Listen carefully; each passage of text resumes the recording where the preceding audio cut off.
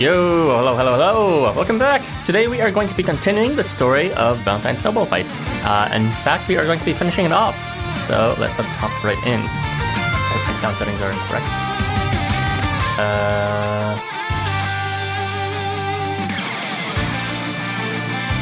I think it is. Yeah, it should be fine. Maybe. Alright, let's continue and hop in with the story.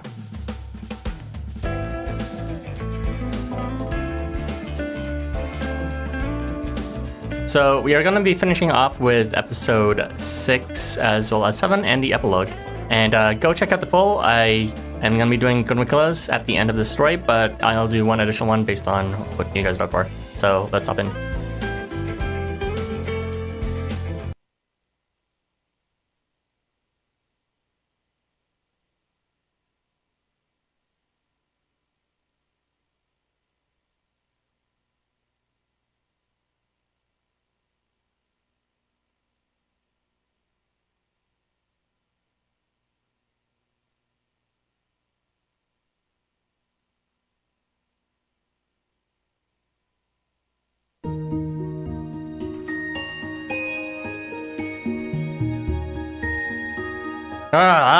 There's so much work to do in the morning at a hotel. It's enough to make one's head spin. But Daikanyama is where the real honest-to-goodness Gabriel can be found. She's so dainty and cute. I envy her so much. If only I'd been born with a small, adorable frame like that instead of this hulking figure. Yo, Zeno. Welcome. Hey, newbie. Nice work yesterday. I'm sure you're tired, but are you at least ready to do it all again today? Wrong. Hi. You know, you've been calling me newbie since I first came on board here. Can you please stop with that? Well, look at you. You're all yes sirs and deep bows when you started, and it was so cute. Guess you've outgrown that already. Anyway, never mind all that, newbie. The guests from the two guilds already departed. What a gab. I mean, that's his entire, what's called, research profile, I'm pretty sure. They have? All members confirmed to have on their way. Good. And he slipped a note to give you to the sponsors? Yes, that's been taken care of. Say, Barong, might I ask you something? Hit me with your best shot. I guess. I want to know if a job like this will be becoming an idol, right?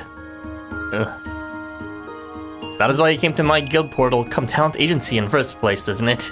Because you want to be an idol? Don't say that so loudly, Barong. If people hear that someone like me is aimed to be an idol. Well, you do have a knack for composition, performance, and acoustics, but that's not exactly what you're after, is it? Oh, well, I mean, I'm still a newbie, as you put it, so I know I'm stepping a little out of line by even bringing this up. And I super appreciate what you've done for me, teaching me all that you have. And we do sound really good together. Not to mention all I've learned during the agency's dance lessons and vocal lessons, thanks to you. But I can't help wondering if this is really going to get me close to my dream of becoming an idol or not. I see. Oh, sorry. I didn't mean to laugh. I know this is a serious concern for you. Your fake unicorn entertainers is not for you. Yeah, he might be in the Boogeyman situation. Well, I don't know if Boogeyman doesn't really know the full situation with the entertainers, but in the very least, he doesn't seem to be as complicitly, let's destroy the entire world, as the rest of them do, so maybe I'm just used in the same boat. Well, just remember that no matter what your profession may be in entertainment, it's important to have a humble start. By experiencing all these behind-the-scenes jobs, you can learn what truly is most vital for us entertainers to do what we do. Being able to dance or sing well is important too, don't get me wrong. But, like appearance and size, they're not everything. It's size that counts. Entertainers have to be entertaining, first and foremost. It's all about stage presence. It's all about projecting yourself. For example, you said how embarrassed you'd be if people found out you wanted to become an idol, didn't you, newbie? That tells me you haven't devoted yourself to the job just yet, which is why I'm going to continue calling you newbie for now. Oh, well, I can't say I entirely understand. Can you explain to me what it really means to entertain someone, in your view? interesting question. Christine or my scriptwriter Oscar might answer that question differently, but me... Yo, oddly welcome. You're not that late. Just started and we seem to be in this completely, presumably irrelevant dialogue between Barong and Amdusias, talking about Amdusias being idle. When there was like a freaking snowstorm happening outside in a collision of worlds. To entertain is to perform so passionately and thoroughly from curtain to curtain that the audience is left wanting for nothing. When true, pure entertainment occurs, I can tell immediately because I find my own intervention on stage entirely unnecessary. There's the mask. Just like when our actors, scriptwriters, or stagehands start to get really serious. Come, newbie. It's time for the denouement. Your hands-on training for the work we entertainers do.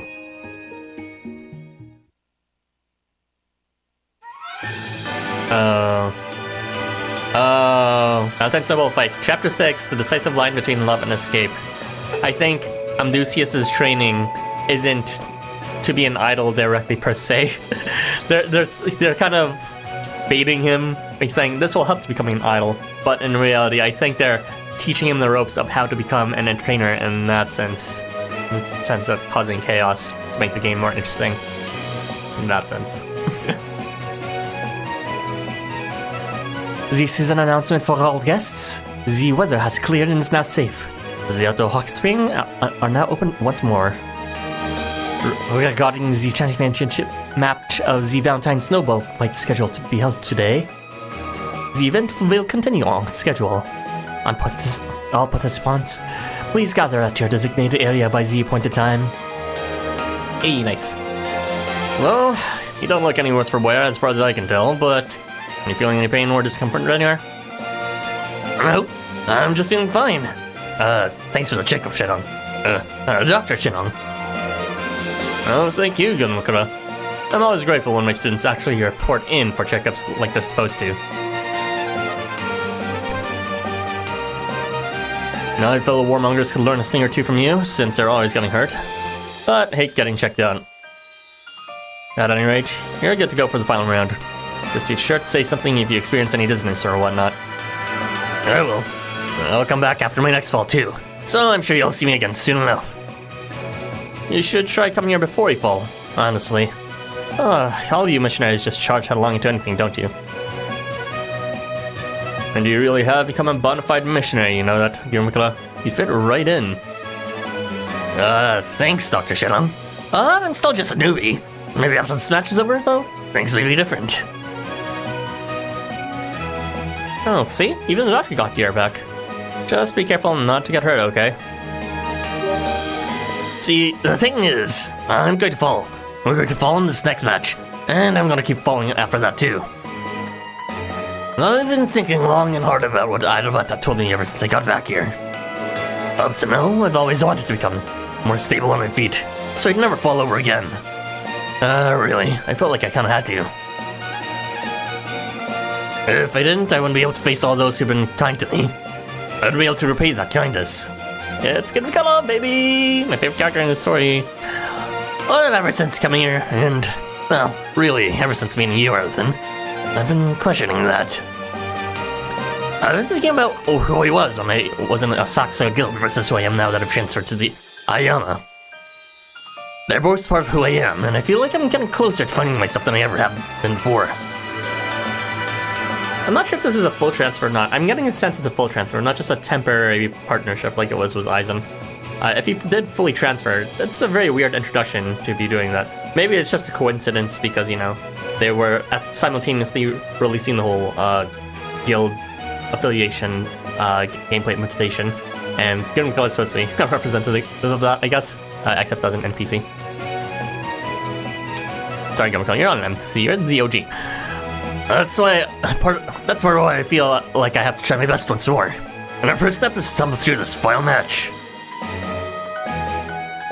Right, let's suppose stumble onward then.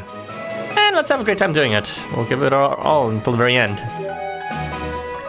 Sounds perfect. It's your favorite characters again! Hey, you two! Judging by the looks on your faces, I'm gonna guess you're in tip-top shape for real this time. As I'm sure you heard, the final match is going ahead as planned. So which team you'll be on, Arthur? Well, the initial plan was for you to be with us on Warmonger's side, employing your considerable talents on our behalf. But the store's tied for the moment, so we decided to give further consideration to the details of each match so far.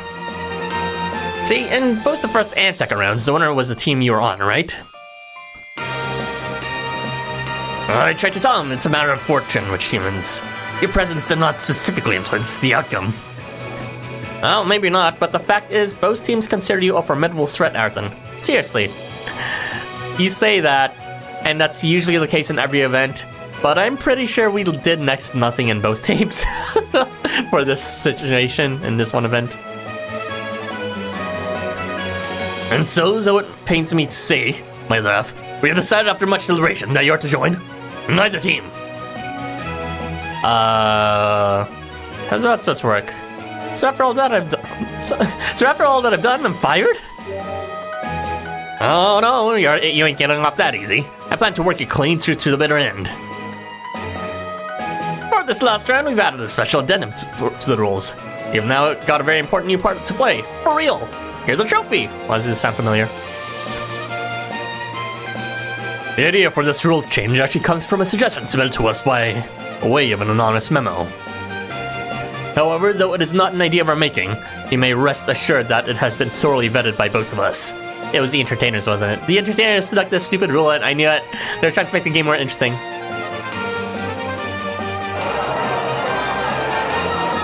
Don't tell me this was the loop where they decided to test out making us a trophy and they thought it was so interesting they decided to make it the main rule of the game. Testing! Uno, dos, tres! Can you hear me? Can you hear me? Right? You can hear me. Hola, amigos y amigas! And a special buenos dias to you, hombre tigre fans out there. Sorry to have kept you waiting for so long. Viva el Mount Hakone Viva la Valentine Snowfest! And welcome to the second day and final round of this competition. Woohoo! Woo! Woo! Woo! That's the kind of response I like to hear. Gracias! Gracias! Let's make this a battle for the ages. I, Hombre Tigre of the Warmongers, shall continue emceeing to the very end. I hope you still enjoy my banter. Beso, beso. In the first round, the winners, though keeping keen strategy and excellent crowd control, was the Warmongers. They were able to gain command of the battlefield and push back the opposition with a single war, making for quite a show. And in the second round, the winner, through an overwhelming love that consumed all who crossed it, was the missionaries. They countered the opposition with love, defying all the modern warfare's conventional wisdom and creating an amazing spectacle. Now today we draw open the curtain upon the third and final round of the Valentine Snowball Fight. It's anyone's guess what might happen next. Stay tuned to the end because you surely won't want to miss a moment of this. This is when I would usually say to begin your strategy briefing, but first, we have some new rules to discuss. For this championship match, we will be proceeding with the flag battle. The main crux of the rules remain unchanged. Striking an opponent with a snowball still gets you points. However, this time around, there will be one more among you designated as a flag bearer, unaffiliated with either team. If either team should capture this flag, it will net them a great many points. However, capturing this flag cannot be accomplished through snowballs. Instead, the method to do so will be chocolate! Oh, I was wondering when I was going to show up, since it is Valentine's. Every time he looks so ugly in that snow statue back there. I know, he looks just like you. Quite ugly. Just kidding, I'm kidding. After through here, each team captain will be given 3 specially made chocolates. Sorry, you just feel me to bash at your toe for you. I mean, I said in the beginning of this event, those statues are kind of uncanny. We prepared enough chocolate to match the number of MVPs, plus captains per team. But the chocolates may be borne by any member. Whoever successfully hands over the chocolate to the flag bearer captures the flag. It's up to each side to choose whether to go assertively or to try to block the opponent's advances. I want to see every last bit of strategy, ability, and performance on full display in this match. Amigos y amigas! Now it's time to begin your final briefing. To the bases, everyone! For this briefing, I will be giving very specific instructions. I know many of you prefer having solid plan of attack. To wit, even given 3 chocolates, but this is decidedly more than we require. For our purposes, 1 is more than enough. Our enemy will no doubt make a beeline for the flag bearer, so I propose we concentrate fire on their delegate to pin them down. I have a feeling this goal of making us a target from Snowball Fight might have been the inspiration for making us the trophy, because it doesn't seem like they're treating us as a trophy in this loop. Well, I'm not sure anyways. Well, I'm not sure, to be honest. I just kind of took it for granted that all the loops had us as, you know, the trophy. But maybe that wasn't the case in the beginning loops, because at least what we saw from the main chapters, it seems that everyone's getting along, and that one really wouldn't make sense if you're the trophy. The poll is even? Oh, that's rest in peace, Girimekra. Our enemy will no doubt make a beeline for the flag bearer, so I propose we concentrate the fire on their delegate to pin them down. And while they divert their attention to the fence, one of us slips by to capture the flag. Councillor Tanatimo, if you do the honors, you needn't obstruct the enemy. Merely take the flag. I entrust the chocolate to you. Ooh, quite a lot of trust. And I shall do as instructed, Your Excellency. I'll see to it that the plan is carried out without fail. That's all for this round's briefing. The only thing that remains now is to simply win.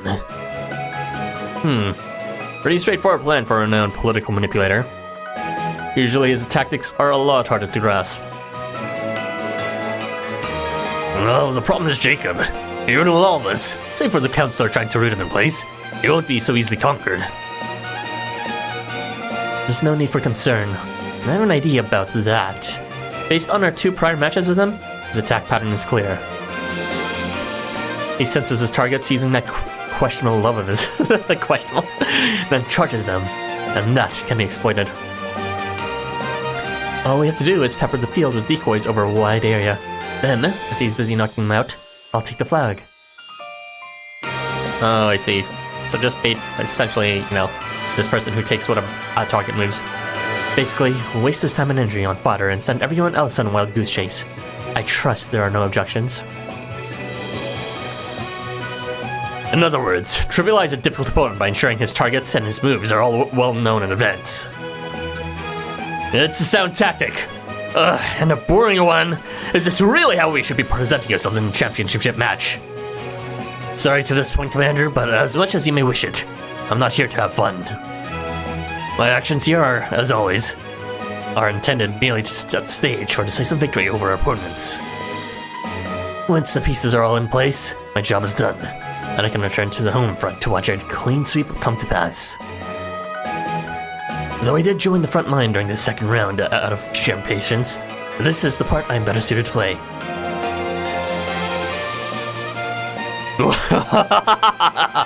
You think so, huh? Well, we'll just have to see if you're able to score that decisive victory in the end, won't we?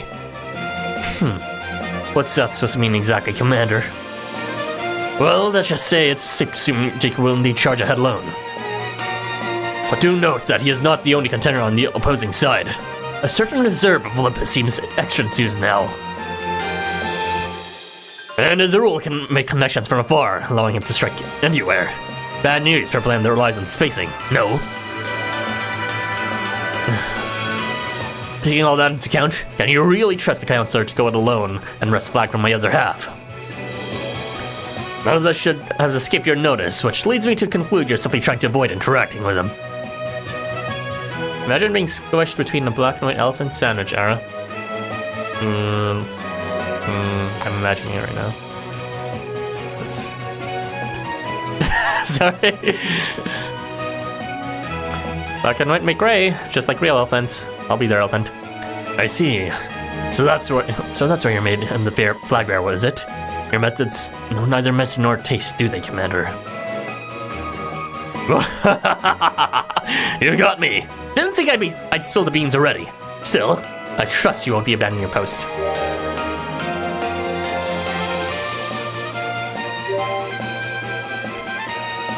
So by all means, carry on.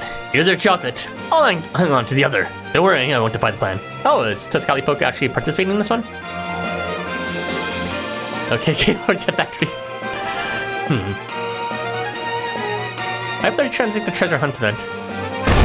Oh yeah!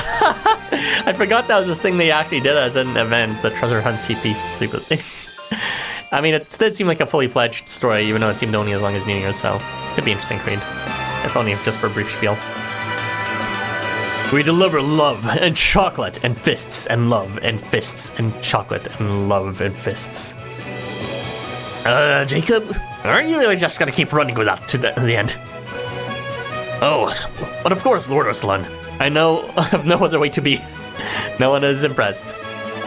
Didn't he participate in the last one? Going through the backlands or something? I don't think so. Well, maybe he did, but I really don't remember if that was the case. I'm pretty sure he did not participate in the first one for sure, though. I've come into this event purely with the desire to deliver my love in the form of snowballs. Nothing more. Whether those feelings are fully conveyed or not, I have no way of knowing. But I will continue to deliver my love in my own way to the very last. Only then can I take pride in knowing I love my hardest, and give my fists the hardest, and fist them my hardest, and felt my love the hardest. And only by striking our foes with these iron fists of love can I be sure I've given all the love I have to give through my fists! Could I be included in these plans as well? I'd like to get into the fray myself. Jacob is smart using the same tactic every time he just loves. Because love is love is love is love. I never understood that code. I want to learn how to you missionaries do things so that I can really celebrate alongside you afterward. Feeling like a real ally. I must admit, it perturbs me a bit to hear you refer to Lord Jacob's tactics as how we do things.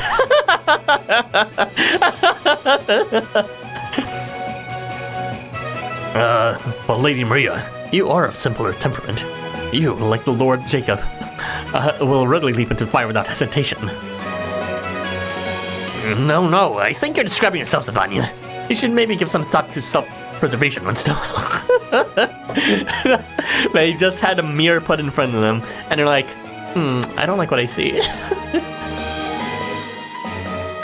But Lord Ursulan, are you not known, the one known for charging along the bell? Only if we captured an outpost. These guys really do sacrifice themselves the most, huh? I didn't really notice that similarity, but the writers did. Good on them. Yeah, they have no thought for the self and instead just dive head first. I guess that's one of their common strategies of missionaries. You know, they don't intend to necessarily, what's it called, deceive the enemy, but more so confront them fully head on. Lying to themselves. Sounds to me like it's the missionary way after all, huh? I want to try my hand at it too.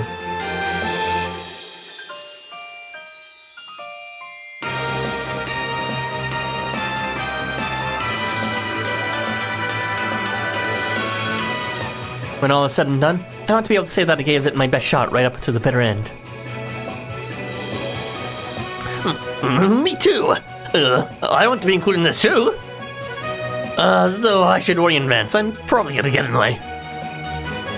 How's your drink of water? It's very tasty and fresh.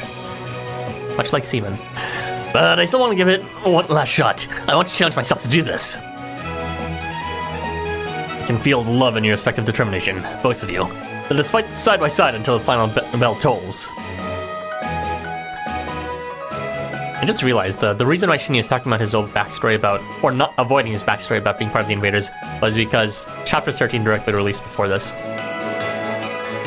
Please, both of you, take one chocolate each. I regret that there is not enough for everyone, but our love shall nonetheless unite us all.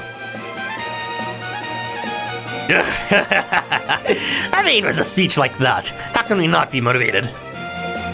Oh, I don't have much to offer. I will give everything I am and everything I have. I will give everything I am and everything I have to forge a path upon which we can all walk. I can do this. That's what I like to say, but we all know it's not true. Oh, Giri. Still, I'm gonna hold my head high and do my best. Oh, Giri! Girimekra! Amigos, hey, amigas! Briefing time is now over! Everyone move your tushies to position in the field.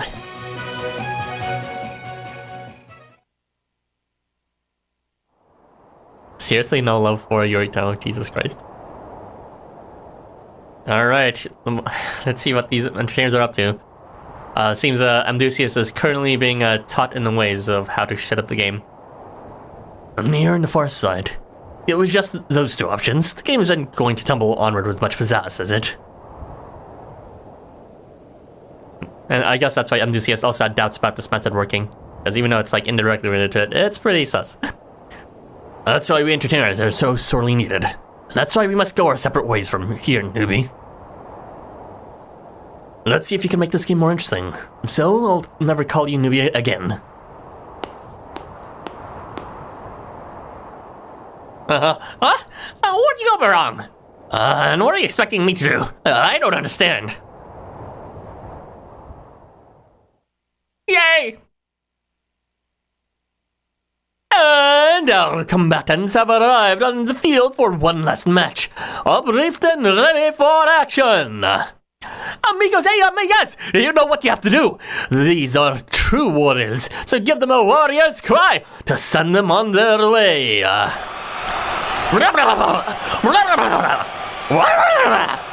Sorry, I don't know why they're saying "rah" to this. Rah! Ooh, the crowd is eating this up. I'll hoist this flag up high. This is going to be a ton of fun. Lovely! Lovely! Gracias, mis amigos y amigas! Now, let's keep that energy going all the way through to the end. With the final briefing concluded, it's time for the final match to begin. Whether you call it fighting spirit or love, all that remains is for both sides to clash and see who's got more of it. Is your snow tank filled and ready to go? Are you prepared to seal the deal for your team? Then the championship round is ready to commence. The countdown begins now! 10 seconds! 9, 8, 7, 6, 5 seconds, 4 seconds, 3 seconds, 2 seconds, 1 second. Go! How does Gunman come rank next to my favorite character so far? I'd say he's pretty high up, honestly. You know, I liked his appearance and I liked his voice acting a lot. I did not like the event he debuted in and all before, but I'm enjoying this event so far, much more than I expected I would. And also, I'm liking his characterization, so much so that I'm actually relating with it a lot, so pretty high up. I'd definitely say he's a favorite. If I had list of favorite units, he'd definitely be within the list. Always, no matter the situation, my love is ready to be proclaimed. But let's see one last time what happens when love and determination cross. The strikes truly will be magnificent. And once more, to no one's surprise, it's everyone's favorite runaway tank of love, Jacob, who makes the first move. I like how Tezcatlipoque is just sitting there. Yeah, but this is pretty much proof that Tezcatlipoque is not actually participating. Indeed, I must thank you all for letting me take part in this event. My blood has been boiled like this in a really hot, long time. To all who would stand before me, prepare to receive my love and my fists packed into snow and delivered with the utmost passion of fists of love. So far, he's been behaving exactly expected. Are you prepared to let loose your volleys, everyone? Affirmative, Counselor. I'm not planning on taking any prisoners here. Sorry, but I didn't come this far to hold back. I expect this would happen, but not the entire enemy force would come up to me at once. Well, it's now or never, me. Alright, let's give it our best shot. Cupid! That's our cue too. Come on, everyone. Let's support the Guildmaster. As I said before, I offer everything I have and everything that I am to this cause. Prepare yourselves, warmongers. I too will not back down from this challenge. I'm with my dear friends to the very end. A real sight to see this is. Everybody getting all so riled up like this in spite of the odds. truly wonderful to behold.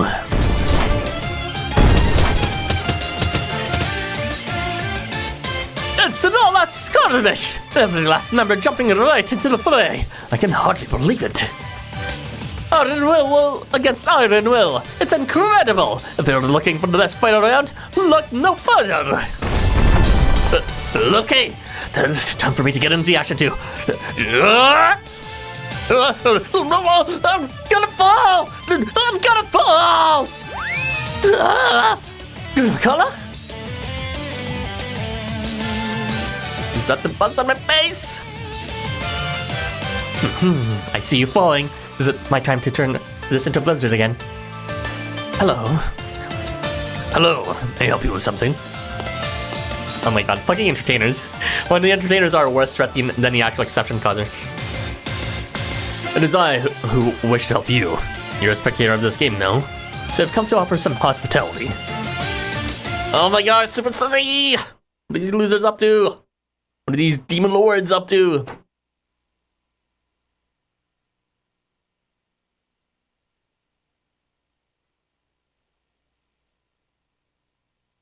Surprisingly, a short chapter 6.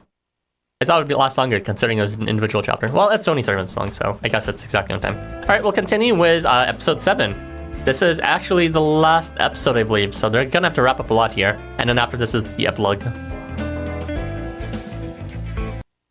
It's your favorite guild right there. I wonder why.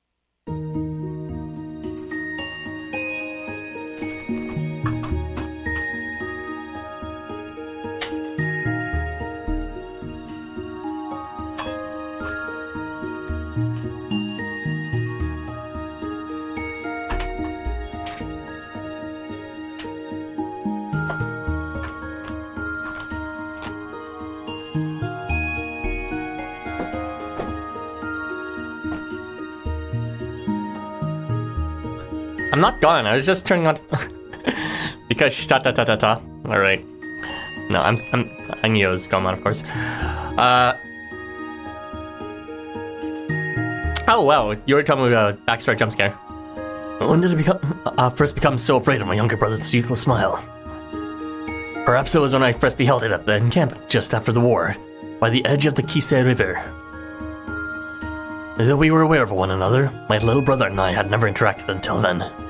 But when he saw my face, his mouth twisted into an unreadable grin. And then he said to me, I want to be of use to you, brother. I came here solely for that reason. And when he said that, I thought to myself, this little brother of mine is more likely to be troublesome than useful. Both he and I had a legitimate claim to the title of noble source. So at the time, I saw my brother as, whose only future was a political rival to me. And there could only be one source in the future I sought to create, meaning he and I were destined to vie for supremacy and hierarchy. Yet here, he stood, hand outstretched towards me, feigning delight at meeting his big brother. It sent a chill down my spine. Perhaps he was simply a child too naive to foresee our fate. But I saw no other choice for me to make at the time. Yorito. What's wrong with Yorito? Yet no matter how many helpless wars I sent him into, expecting him not to return, he would always come back unscathed and unmoved, and victorious. He worked miracles on the battlefield, even riding horseback down the slopes of cliffs, from which others would surely plummet. He could flip any disadvantage on its head. I can't even count the number of times he brought back the heads of our defeated rivals, as glimmering with pride and smile stretching from year to year. But I never once praised him for it. Of course, rewards for a job well done are a warrior's prerogative. When the warrior provides a useful service to his master, he is entitled to compensation for it. So, Why then? The reason is that he always brought back with him not just the spoils of war, but the scars and scandals of it as well. His specialty lay in surprise attacks, which were officially forbidden and regarded as war crimes, and he would parlay with their political rivals, giving us reason to worry. I would try to distance myself from him as much as possible, to cut him off, but he'd always show up at my door with that awful grin on his face, and the heads of my enemies in his hands. I began to believe he was invincible, that he could never be killed, even when he didn't come back. It was right around when my political rivals had all been wiped out that I sent him off on another hopeless mission, and he never came home again. It seemed impossible. Even if you were surrounded by an army of 100-fold greater than his, my little brother would persevere. That I received? That was a fake. It had to be. My brother's the only warrior I ever feared. There's no way he was felled. Very charming when the little kid smiled. But your experience, little brother, couldn't have come at a better time, because with it, my political system was now complete. I parted the Emperor from authority, and I learned to separate prestige from power, light from shadow. I made my mark unto eternity, and I owe it all to you, disappearing from the world when you did, brother. As an exile, I see. Hence, that's why he's a representative, because he wants us to continue as the exile. Kind of interesting. Who are the other world representatives again? I'm trying to think of it right now, but I feel like maybe we don't actually get the backstories of world reps too often. I think we got like maybe Balora's. I don't even think Balora is a world representative though. Actually, he might be, but his entire thing was just I don't know. He wanted to just hang out with his grandson in the end. And then there was also Tuscalli-Poca, although he didn't really care about the game in the end. He just wanted to fight. Yeah, I feel like we don't really get stories of the world representatives and how they see the MC because they see as an exile and a trophy like this. I fear you. From the very cockles of my heart, I've long feared you. If he understood what an impact his disappearance had, and if he had acted upon that understanding. I want to be of use to you, brother. I came here solely for that reason. That's what he said when we first met. And if that's truly the case, then to reward him, I need to give him whatever he wants. Flashback to Ballora lifting Trickster and Valentine Fancy. Oh yeah, I remember that. That was cute. And then he decided to like betray everyone and be the surprise villain, despite Boogeyman being the actual new character. You've come to offer hospitality? To me? You? Why? Because it's my role to ensure all who are enjoying the show from the audience are comfortable and happy. The audience? It's your role? I see. Alright then, I understand. And I assure you, I'm quite comfortable. But as long as you're here, perhaps I might suggest that you provide some comfort to my pitiful other self. That is the sole reason for which I've come, after all. And the reason I have yet to depart. So it is. You have made it quite clear, my lovely guest, how much you truly do pity him. Of course. The reality that none of this will amount to anything for him back in Devaloka is nothing short of a tragedy.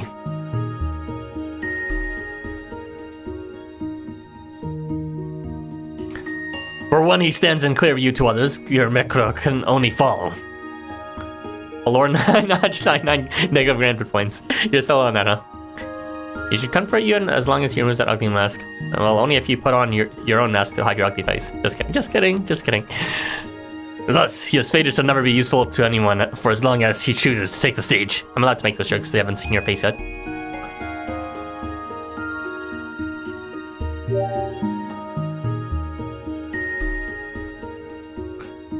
Fated to never be useful as long as he chooses the stage. Yes, that does seem to be the case. But what if you weren't in the view of others? What if there were no one here to see him?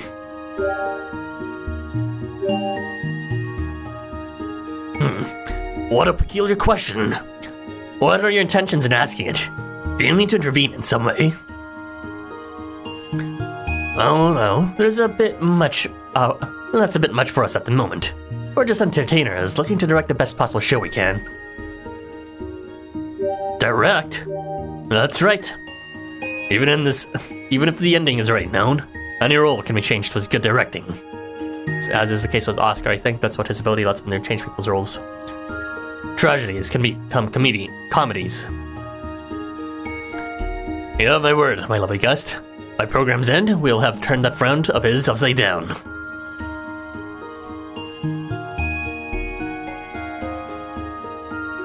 Valentine Snowball Fight, the final chapter.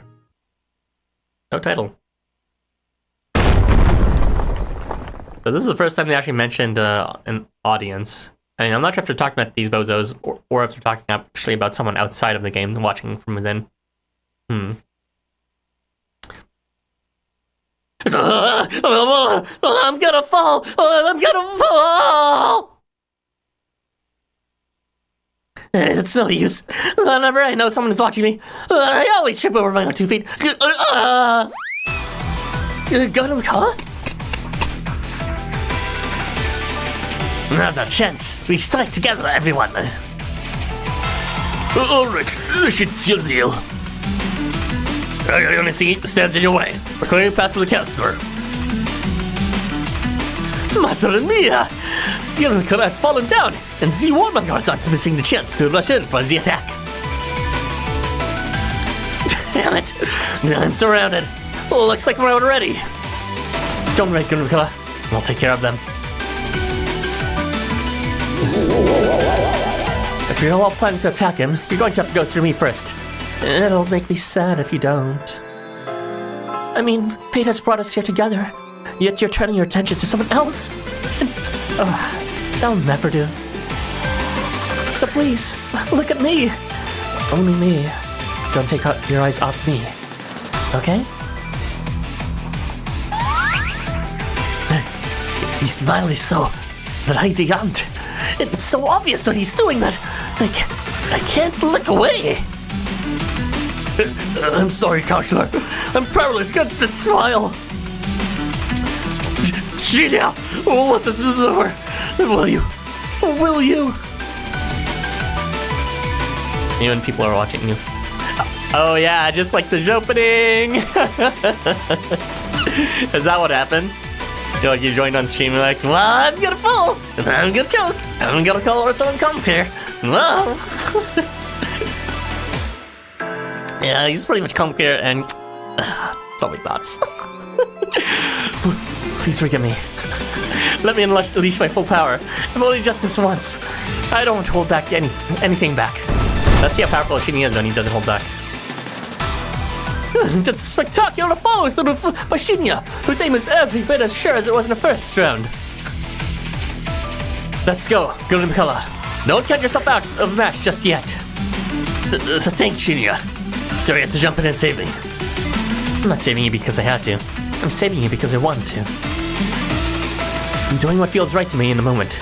And as long as you're able to pull yourself back up onto your feet, Girimekra, now I feel like I can face my own powers too. Oh, well, thank you, Shinya. In that case, I really can't give up here either, huh? I sure can't, and neither can I. I'm gonna give this everything I've got in me. Yeah, Shinya was the one who decided to relate to him, so Girimekra is trying to, connect with him in that sense. Maybe he's not seeing a full parallel, but he's trying to hold on to some sort of connection here. Because, when you're this isolated, this distraught from, disadvantage and set up to fail by the world itself, you can't help but try to connect to every little bit you can. And I'm not gonna let that little fall hold me back. Let's do this!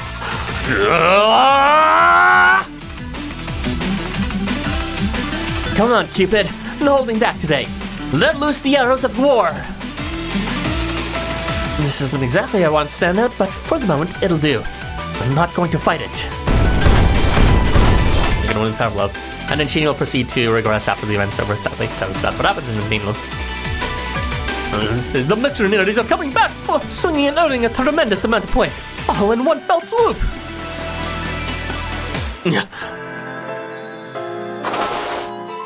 Now just hold in right there, Counselor. Try to keep you cool. What do you think you can do charging in by itself? The doctor's right. We should be focused on capturing the flag. I believe you're both jumping to conclusions a bit prematurely. I'm very much keeping my cool as it is. In fact... What the... No, I can't keep up with the movements that fast. The watermongers aren't taking this long down, that's for sure. They're running back every point that was lost. I'm actually in rather good spirits right now. I want you two to follow through with the decoy plan. The enemy's losing their lead quicker than anticipated. That's fine, but are you sure? If worst comes to worst, then he got tagged out. We'll lose our chance at the flag. Indeed. We'll happily obey your orders without second thought. But shouldn't His Excellency's command be our priority? And that's precisely why this is necessary, Yasuyori. That's why I must dance the dance for as long as I'm able. There's no exiting the stage without finishing that dance. You'd never be permitted such an easy out. My body is His Excellency's blade, and with it, I shall cleave onward and see that his command is followed to the letter. Okay then, just checking. You can count on us. Just be sure not to get hurt out there, Counselor. I am as ever in your service, Counselor. May the fortunes of war be with you. I'll handle this lot, Girimekra. Go. Find Arathan. Really? I mean, I'd be happy to, but... Are you sure? Yeah, it's important to ascertain where the flag is, first and foremost. Just knowing that will give us a leg up. Okay, got it. Once I find him, I'll come get you. I look forward to it. We can all give our chocolates to Arathan together. Shinya Tanoji, I believe I owe you an apology for the things I said about you yesterday. I thought I had pegged, but you've grown and adapted quicker than I ever thought you could. Almost overnight, really. Not only have you drawn the eyes of your foes, but you used that to stage an ambush with your teammates. Truly extraordinary. Thank you, Danatomo. I've decided to use whatever I have at my disposal to win this time, no matter how rough they may be. So I can see by the look in your eyes. I think I may just come to hate you even more as we proceed. Let's say we have ourselves a spin around the battlefield while we wait for the flag bearer to make his grand entrance. Sure thing. Just be gentle with me. Or better yet, don't. Let's go! Cupid! When you saw Shenong, you say, he hopes they won't get hurt. You saw his convention's backstory. I think they actually wrote him a decent bit better this time. Completely deleted that, besides referring to us as Troublemaker as his go-to phrase. But, you know, I'll forgive that because everyone has their own catchphrase for us. Well, or rather, a nickname. Do forgive any roughness. But the love within me has reached its peak, and I can no longer contain it from my fists! It's no good. He's a loose cannon. I can't predict his movements. It's been so long since I've taken so many at once. It calls to mind when I subdued the angels in the earlier days of the guild. Jacob having flashbacks of him taking all the angels at once. Another double knockout? Can anyone stop Jacob's rampage of love? I can feel the warmth within me. Now is the time to deliver my love, my chocolate, to the flag bearer.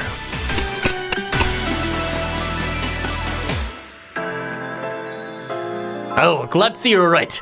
Not that I was right, of course. Girimekra has located the flag just moments ago. Hey, nice going, Girimekra. Leave this father to us and hurry on ahead. I'm much obliged to the both of you. I shall make certain this chocolate is delivered without fail. Alright then, let's get this party started over here, shall we? It's all in the hands of destiny now. And we show up to help, but our target's already long gone. Figures, huh? Such is the luck of the draw. I don't leave us, there's only one thing to do. Right. Don't suppose you two would just let us through, would you? Our captain takes the flag. And you think we're just gonna step aside for you? In your dreams. We assume this much? In which case, there's nothing further to discuss. Not with the words, at any rate. It's just fine. I shall gladly collide with you using every last bit of power I have in the name of the missionaries. Oh! A new fight has broken out. It's hard to know where to look, eh? There's so much happening. Love fists. So you're the first to reach me, Jacob. How the fuck? I have a feeling it'll be you. Well, you reached us first during the chapter 10. I am glad I could live up to your expectations of me. I've come to steal you away, my Arthur. It's about time you showed up. But your reunion with the 5-year will be cut short. Only delayed. Honestly, how many times do you intend to use the same tricks? Perhaps I was a bit lazy. Someone like you deserves so much more. Yeah. Just how many warmongers are there? I've taken out so many of you, and yet... Wait, stop! You almost hit me! No snowballs against bugbears! It's not allowed, remember? Strike projectiles are an unexpected hazard one must learn to deal with whenever heavy fire is exchanged. Wisdom of the battlefield, Housamo. Well, do save your advantage while you have it. Because as it happens, I too am not alone. I have an ace of my own up my sleeve. I don't know if I'm an ace up in anyone's sleeve or a mosquito, but here I am anyway. Oh no, Girimekra! Be happy! You're gonna have your moment. It's chapter 7, it's gonna happen. I mean, in real life I can't promise that, but, you know, count on for at least the story.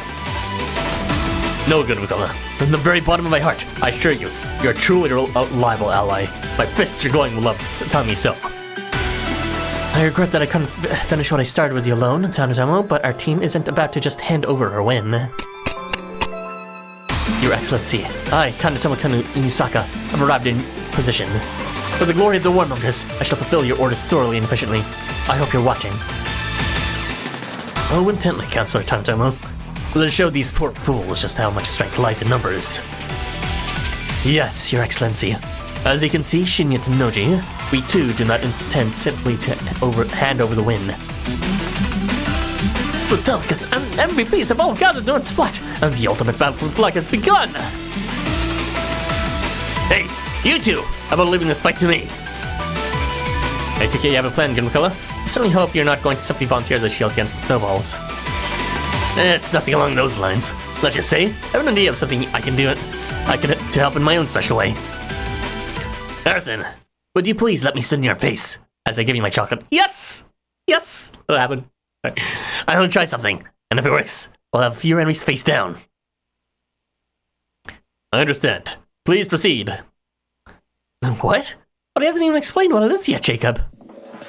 I gave my word that I would support Girimekra from to the bitter end, and right now, the best way to support him is to believe in him. Oh, yeah. Yeah, you're right, Girimekra. You've got this. Good luck. Leave it. Leave it to me. I finally got to say that. To be honest, I have no idea if this is gonna work. When push comes to shove, I'm expecting it to fail. But I want to be able to say I really did give it all this time. To pop out my chest and say I really did try everything in my power.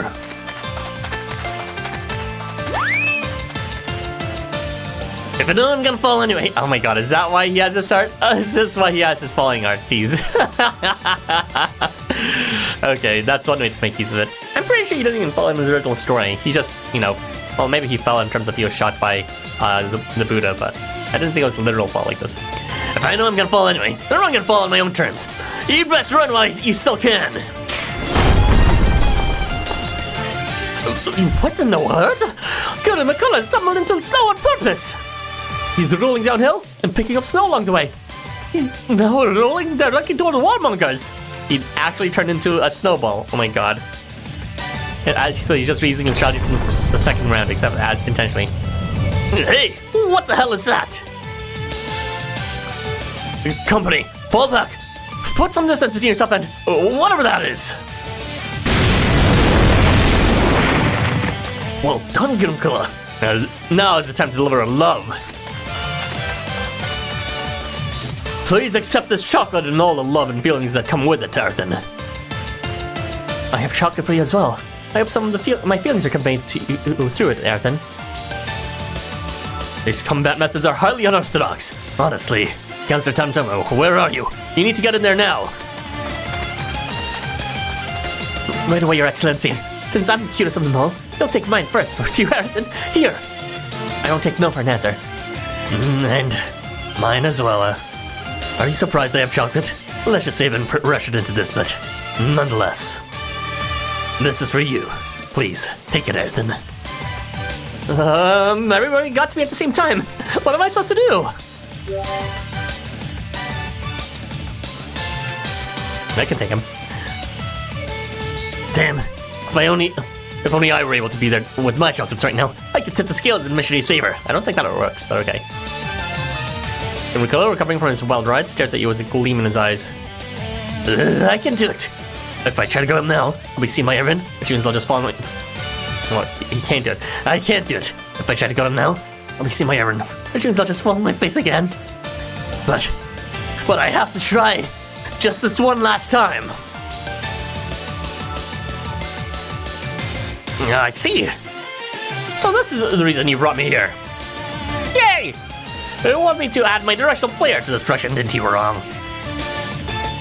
Stars twinkle in Odysseus' eyes, shimmering rhythmically as though there were music behind them. He shirts instantly. Oh, he started in behind the art. I didn't notice that. Ladies, gentlemen, and all other esteemed guests, may I have your attention, please? Grimlar, gaze.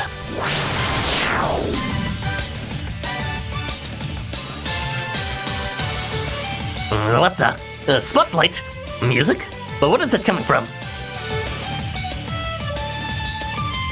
Is something from management? Or are we witnessing the next Jacob's Ladder in action?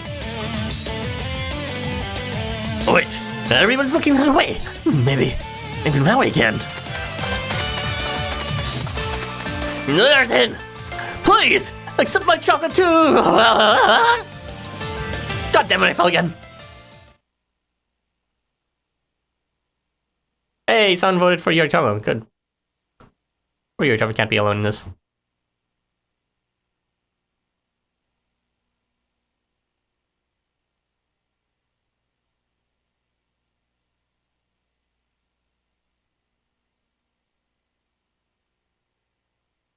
Alright, Girimekra, I'll catch your fall with my face!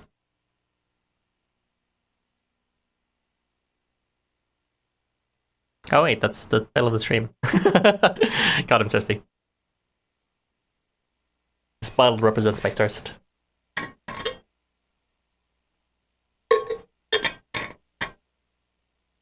Shinya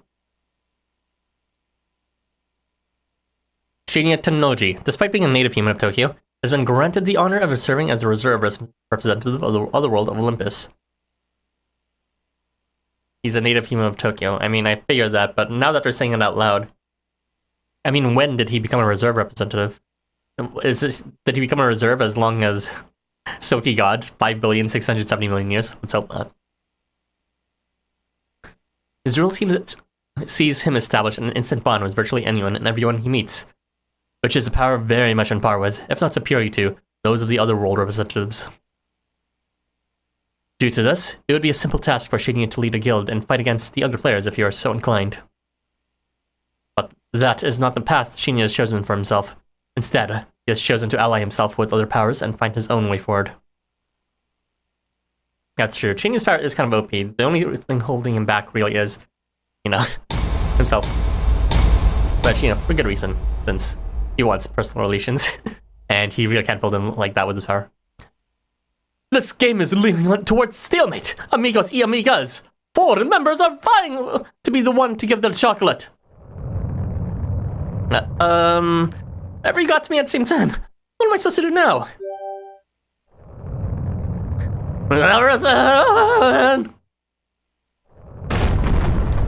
Wait, what is that large white figure in the distance? Could it be? Oh my god, it's Snowball Fight! He's so stupidly cute. You fucking oaf, I love you. Is even giving this to you pushing the limit of my capabilities? I was gonna roll himself into a giant snow boulder again. This could be bad, everyone. You should probably start running. Crap. How do I stop? Like last time, when I intentionally plunged myself into snow, I have no idea which way I'm rolling. I can't see thing around me. What do I do? What do I do? What do I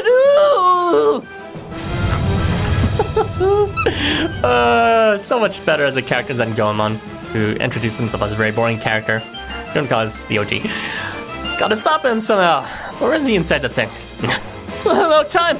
Gotta duck and cover. What do you think you're doing? Who's this? Adovata? Oh, am I safe? I got pulled out of harm's way. I feel something warm beneath me. Oh my gosh, it's Girimekra. If you're still conscious, stand up already. Honestly, facing off against a rampaging snowballer with no weapon to speak of. I take no issue with the recklessness and impulsiveness, but I'm certainly not about to let you leave Tokyo on this absurd note.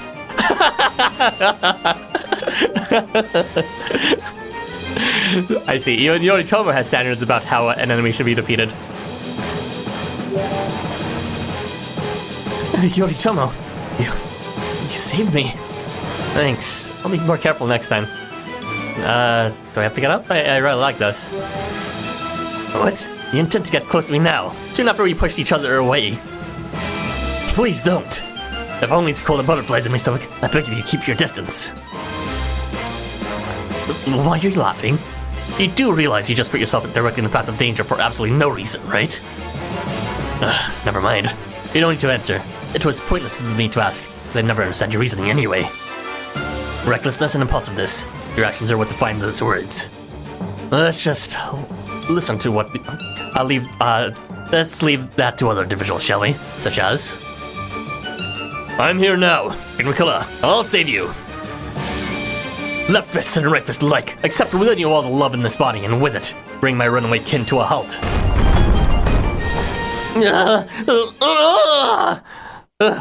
Have I stopped? Girimekra? Oh, thank goodness you're right. So you've chosen to put yourself in harm's way for a friend, even if it meant giving up offering your chocolates. As much as it pains me to admit that the commander was correct, I do believe this means we've won.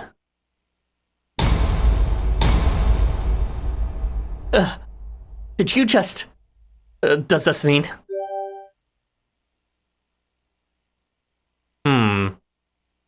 Commander. They were hinting at something with Tezcatlipoca's plan and having us as the flag. But I wasn't fully understanding what his intentions were. Did Tezcatlipoca foresee this and sort of semi-rig it as a result by, presuming that the missionaries will, go after Girimekra while the warmongers would go after us? That's like quite the strategist for Tezcatlipoca if that's the case. This is Yoritomo, has less votes in the poll.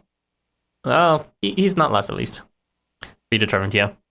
Oh wow, Yoritomo has just captured the flag! That's it! That marks the end of the match! So far to this final round of Valentine Snowball Fight. The victory goes to... the warmongers!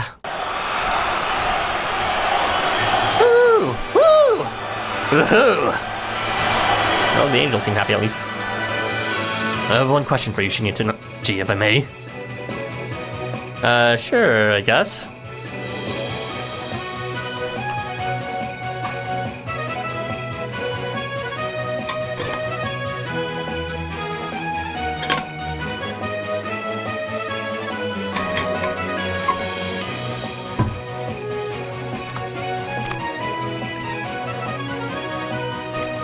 With your lightning fast archery, you could have easily stricken my chocolate and destroyed it.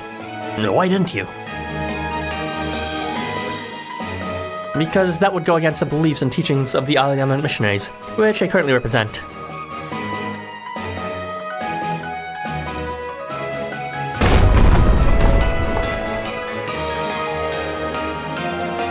Jacob withdrew his position intentionally in order to save Girimekra. He's always been willing to relinquish his role since his only concern is spreading love, whether he's the one giving it or not. So why should I, a missionary myself at the moment, stand in the way of that? I see. That is in its own right rather impressive. You truly have ingratiated yourselves to the Aoyama Guild, it seems. There's another reason though, and the reason is, the thing Arthur wanted most wasn't chocolate, but to save Girimekra. And with that in mind, it kind of puts the value of winning this competition into perspective. Or was it that really gave him the thing he most desired in the end? So we won the fight but lost the war then? I suppose that the true victor is open for debate. But according to rules, we won, so suck it, losers. We simply must have a rematch sometime, Shinya Tennoji. Reserve Representative Olympus.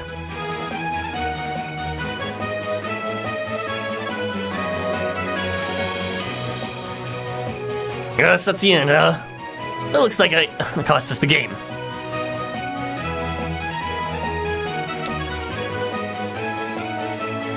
Who's the actual, what's it called? Representative Olympus then, if not Shinya, if he's only a reserve? I'm forgetting. I know he's there to represent Zeus, since he has his power and they can't coincide in the same world. But if not, someone has to be the actual representative of Olympus, right? I actually don't know who it is. Well, it is the end of the event, yes. It's so frustrating, you know.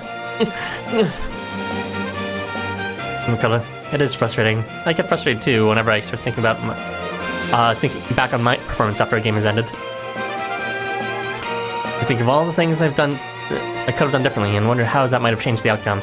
So I do understand. He says as he's talking about the different loops, not about this specific one game.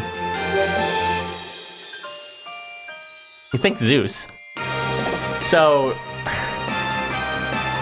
he's a reserve representative, which means he's just like the acting representative, the official representative. It's just like, I know there's a bunch of other reserve representatives like Boogeyman for Wakan Tonka Mugen, and might be forgetting some other examples, but you know, in that case, they actually still exist in the same place. So I guess they want to consider Zeus as the de facto representative, but it has no actual power here. Yeah, it's a bit weird. I guess there are representatives who are, you know, reserves in the sense that they still haven't pulled out, and reserves in the sense that they have been pulled out, such as the case with Shinya. It is healthy to voice those frustrations. As long as you gave it your best shot, you should cherish those tears, for they represent the love and forever you expended. And the rest of you too. You're all so cool out there. Earth and I don't know if I was useful in the end or not, but I did give it my best shot. I really did. And I did manage to be at least a little useful, which for me is like a miracle. That's true. Even if he did sort of disrupt the end a bit, and which led to the War Goes When, I mean, it wasn't really his fault in that case. It was more so the other missionaries' fault to have decided on that. And also, he did successfully turn into a Snowball the first time, which did, you know, give them the advantage in some sense. So he was useful. And even though things didn't turn out great, I felt bad a lot. I had people to laugh or cry with the whole way. Alright, you have to go to work tomorrow. Alright, have a good night, Joe. If you gotta work, sleep this early. You're in the same time zone as me, though. It's rather early. Hey, Girimekra, best boy. He certainly is. And because of that, I felt like no matter how many times I fell, I wasn't going to quit, but pick myself up and try again. It's fantastic, Girimekra. And you could do it. And I'm always here for you. And I will pick you from the anniversary exchange. And in fact, I did already. It's funny. Those are the same things you said all along, but this time, they're finally resonating with me. So, thanks, Ayrton. You're my best bud for sure. Ah, we won him over. We won him over. I'm gonna keep it in my sex dungeon, but I must say, when you plunged into the snowball and rolled through the enemy ranks, your love shone brightly. Truly brilliant move. Trying to fix your sleep schedule, messed up when you're sick last week, you see. Ah, that sucks. Well, good luck with that. Let me say once more, welcome to the missionaries. We couldn't be more pleased to count you among our ranks. What exactly was the intervention, though, between Ayurvata and... Yeah, well, let's see what's happening here. Interesting. That was a most entertaining program indeed. But now I'm afraid I must be going.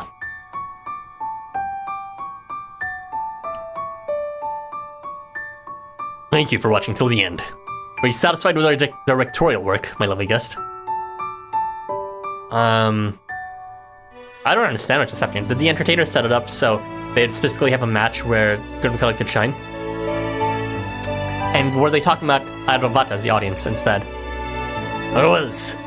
Although the ending was predictable, there was genuine development within my other self. A mark was left upon his heart. So much so that I cannot rightly call him my other self anymore. In fact, with this genuine smile in mind, I now depart this world. I'm so glad to hear the production was a success. Sorry, that's wrong. I'm so glad to hear the production was a success. The exit is over this way. You know how to remember for our... Yes! But I don't know what the fuck Amdusias is doing. Actually, what did Amdusias do? I think he showed up very briefly for a split second, but I got... And my Men in Black, the flash of what happened, he like showed up and used a sacred artifact. What did that even do? I don't even know. If anyone remembers what exactly... what's called Amdusias did with his secret artifact, just remind me. If I may make one quip, however, you previously proclaimed that providing hospitality is your role. But if I am correct, you believe yourself to be inconsequential. Then you need not be the one who provides this hospitality. Use the secret artifact to get everyone's attention. Oh, I see. Good memory, show. Well, more like shit memory for me. Or maybe Amdusias is just that forgettable. But yeah, the moment that happened, Girimekra decided to attempt to act. I see. If that was the case, then yeah, they did orchestrate this so that Girimekra could have his moment to shine, and so that Aravata could watch. Unless it's still a training exercise to entertain someone. In this case, it was Aravata. This outlook of yours, it conveys a certain pitifulness, nay, eeriness dissimilar to that of Girimekra.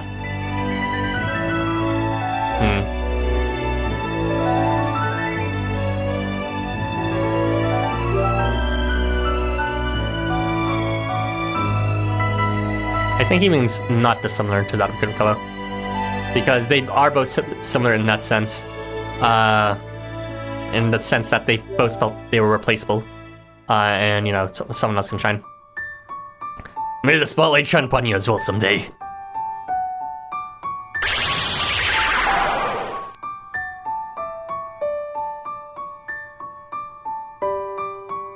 My, that is some harsh feedback, my lovely guest. Ah, hello, newbie. Your directorial work just now. I'm going to give it a passing grade, but only just. That aside, I'm heading back to the hotel now. Do meet me there as we... a banquet fair. Yeah, so the entertainers kind of are pulling the strings beyond the scenes of, you know, making people behave in ways that they want, in a way that is most befitting of entertainment.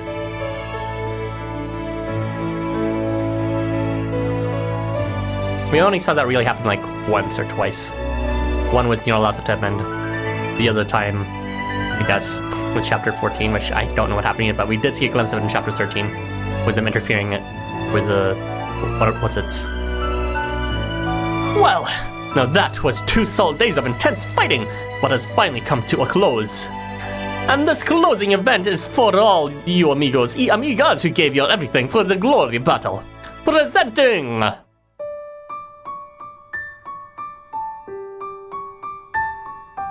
final episode! Finale at the snowy front line! And that's the end of the final episode, I guess.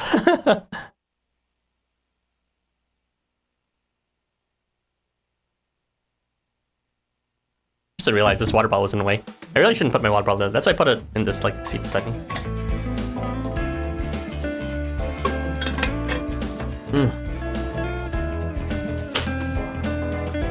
Alright. So we are going to finish off with the epilogue, and then we'll do some special quests after, and then my face will be flattened like Squidward from Girimekra Butt.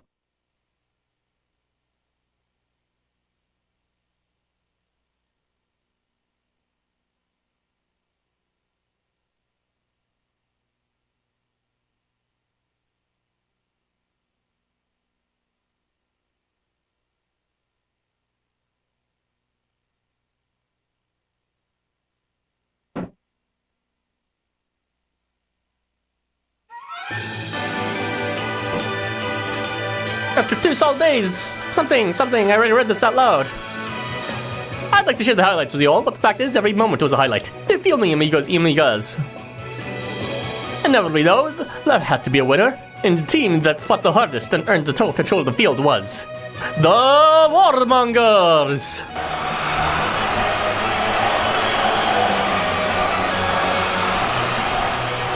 Now, we celebrate the winning team, commend the losing team, and offer a heartfelt gracias to everyone for an amazing fight. And though the matches may be over, please enjoy the festival of snow and sweets as a way of saying, Estuviste increíble! Valentine Snowball Fight! Epilogue, no title.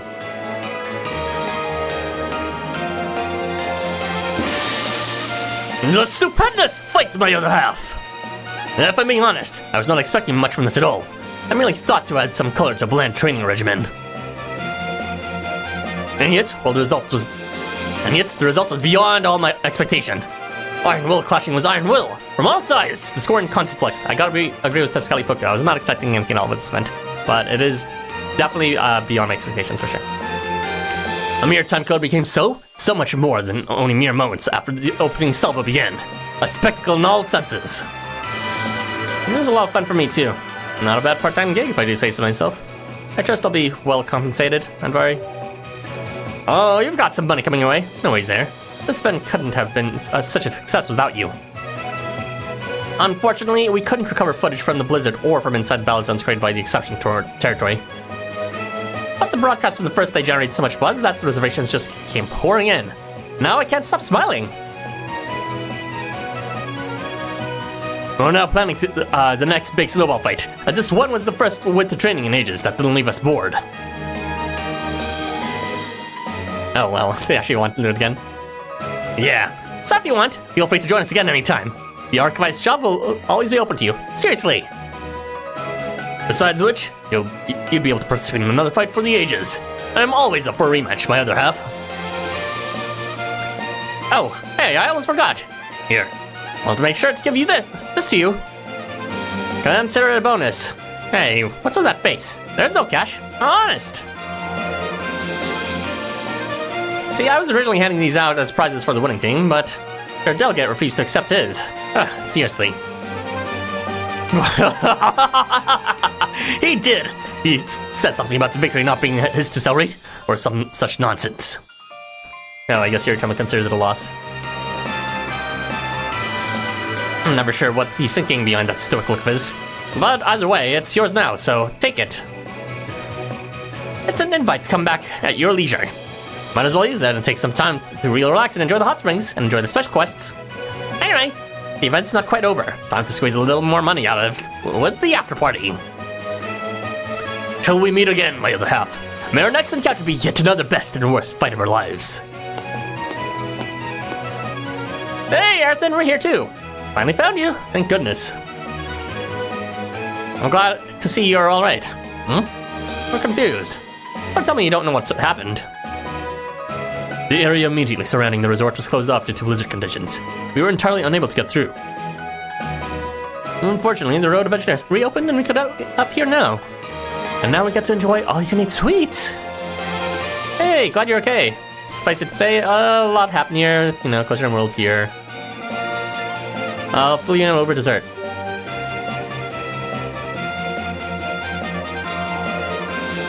I see. So that's why there was no sun casting the second day. That Girimekra sure seems like a cool guy, though. I'll have to go say hi to him later. Maybe he'll become my friend. Maybe he'll become my friend. I don't understand why they couldn't just broadcast the second day. Because the whole Ayurvata episode only happened, after the fight. Maybe Ayurvata was there all the time, who knows.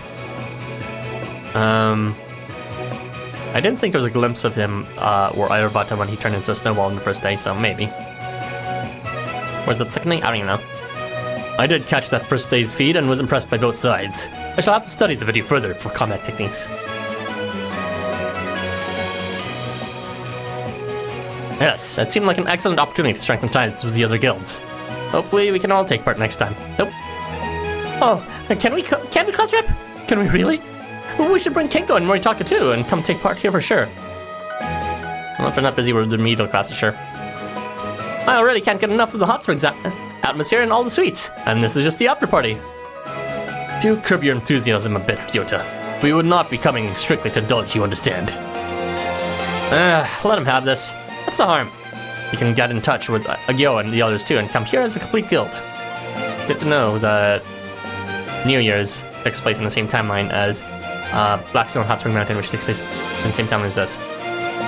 I feel like that would be the proper way to really enjoy this experience. Not alone, but as part of a greater whole. Collisions of world cut off Wi-Fi. That's probably the case, yeah. Imagine being sandwiched between Girimekra and Advadata. That would be a good way to go out.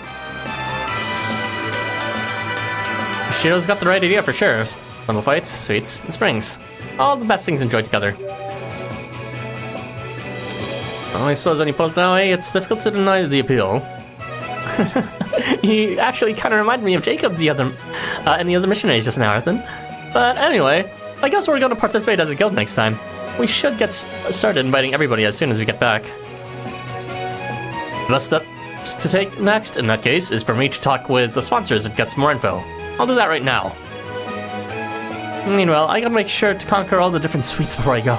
Oh, and say hi to Choji too while I'm at it. And I will proceed to the springs. Now, I do recall Master Hogan mentioning something about having a dip with both guilds.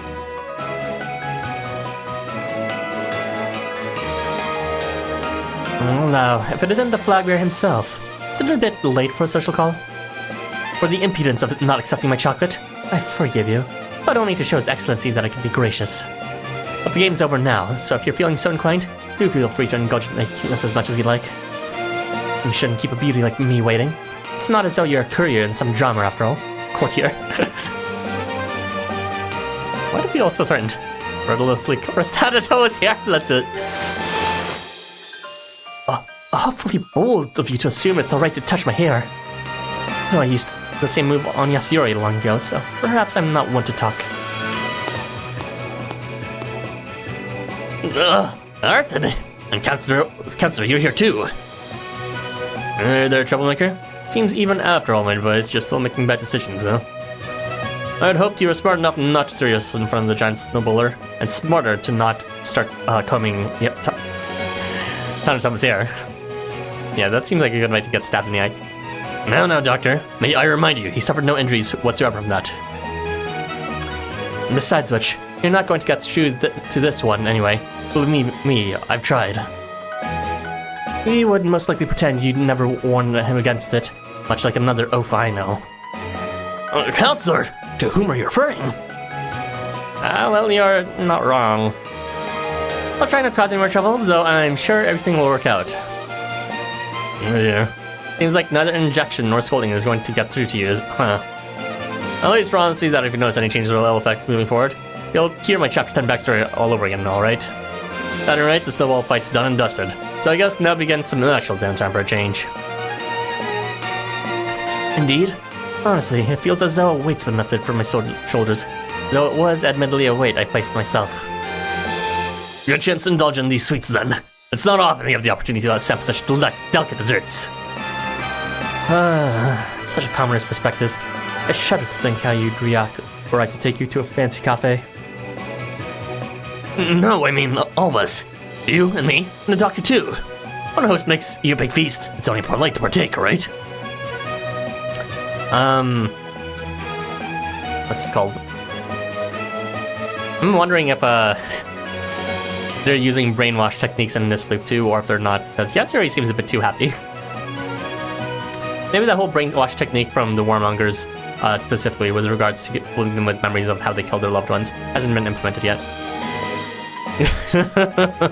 Well, I can't say no to that. Though the extravagance is wasted on someone like me, who usually just eats wild grasses. Arthur, I am pleased that we won this event, but I find it difficult to take too much pride in the victory, as our performance was not indicative of our potential. So just know that, should our blades cross again in the future, I will not hold back.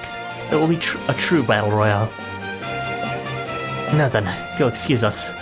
Oh, but should you encounter Shinya Tennoji, would you deliver a message to him for me? tell him I intend to quash his budding self-confidence and show him, once and for all, who is the true flower of the battlefield.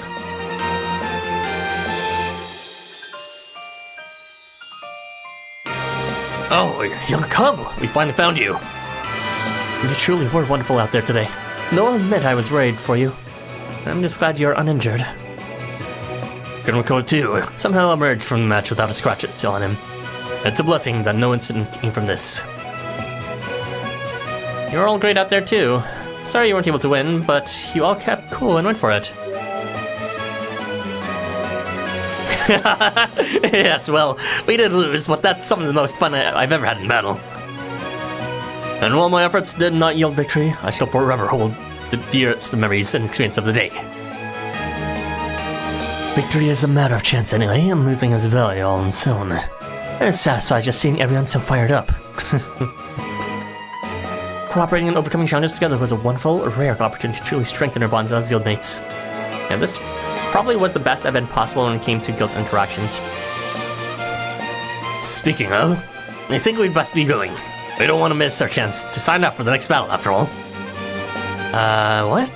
Lord Arslan, what do you mean? Well, isn't it obvious? When an event is this good, we can't let it after just one go. And since the sponsors are here with us now, this seems as good a time as any to make sure we secure a spot in the next one. But you're talking of signing on behalf of all of us, no? And what of your own duties, Lord Arslan? Rest in peace, Maria, taking up his duties. I don't think anyone's going to object, Maria. As for his duties, I'm pretty sure he's just going to shirk them anyway. There's love to be had in leaping before looking when presented with such grand design. That's just to watch it unfold. Do you really think it's okay, Lord Azazel? I'm not certain I understand, but if you do not object to this indulgence... This cannot be permitted so nonchalantly! I'm sorry, but you'll have to excuse us here, Arthur. Walks away wordlessly. Hey, Arthur! Nice to reckon you are coming today, my little buddy. So, sorry you had to seem like that earlier. I never thought I would get so frustrated that it would drive me to tears. Just show how much you really cared. Besides, I really know exactly how you feel. Come on, here, give me a, crush me! Fucking crush me! Whoa, what are you? I don't know how to react to this. I'm happy and embarrassed at the same time. Oh, you two are truly blasting ahead on the road of youth. A fiery sight to behold for a retiree like me, but I don't hate that. Council President! Council President? Where'd you come from? Long time no see from... go to Zoriman. Oh, I'm honored you would remember a retired demon such as myself. It's good to see you having fun as always. I'm here to mess with, check on my fellow Nichi here, and make sure he's doing well after his transfer. I initially went to Daikanyama to pay him a visit, but learned that he wasn't there due to some sort of snowfest. That sounded like a rather interesting diversion, so we wasted no time in fire-wheeling over here. Wow, thanks, Council President. It means a lot. Unfortunately, the Snowball Fight is already over. Sorry. If I'd known you'd be interested, I'd have invited you to come see from the start. No worries, no worries. I really came on a whim as it is. Even were I invited in advance, I'm not certain I would have come any sooner. Putting that aside though, Girimekra, please allow me, Lord Simon Sanmoto, to ask you this question. Have you been able to find a path of your own to travel here with the missionaries? As a fellow former member of Gurus, I trust you've garnered something here that you can proclaim with pride, no? Oh, that's his yes expression. Go to Zaimon? They're both former Gurus. Wait. Goro Zaimon was part of the Gurus as well, and then he wasn't? Well, I guess we can't know that, because they joined during an untransient event. Of course I have. At least, that's what I wish I could say. I guess if any guild had to be the one representing the departures of members, it would be the Gurus. Not because they suck as a guild, but because they represent different divergent paths. Girimekra ponders the question and chooses the next words carefully, having thought about this a great deal since meeting Arvata and confronting his own role. Not only has he been forced to accept the reality of his situation, but he's also had to come to grips with what he wishes for in his future. Bearing all that in mind, he gives his answer. Unfortunately, I don't know if I have or not just yet, but I feel like for a moment, I caught a glimpse of a path forward for me. And I think, when all said and done, I've gained something thanks to the missionaries and to Earthen. Once the certain exchange period is over, I'll tell you all about it. I hope you look forward to that, Council President. Deferred resolution. Kind of like Behemoth has. I heard Behemoth's resolution came with a Marine Resort Crisis, so maybe Girimekra will get his too once he gets his variant. That sounds delightful. In this short time, even on exchange, you've already become so much more expressive. It seems it was worth the trouble of negotiating your leave with the school and the guild. For Licho, that is. But you understand your plight a bit better now, and I hope you'll continue to show off the Umomichi spirit in your remaining time. There's an interesting expression to make, Council President. Oh, you bet! Thanks a bunch, Council President. Now then, you'll excuse us, as I believe I'm going to get my full enjoyment out of the snow resort.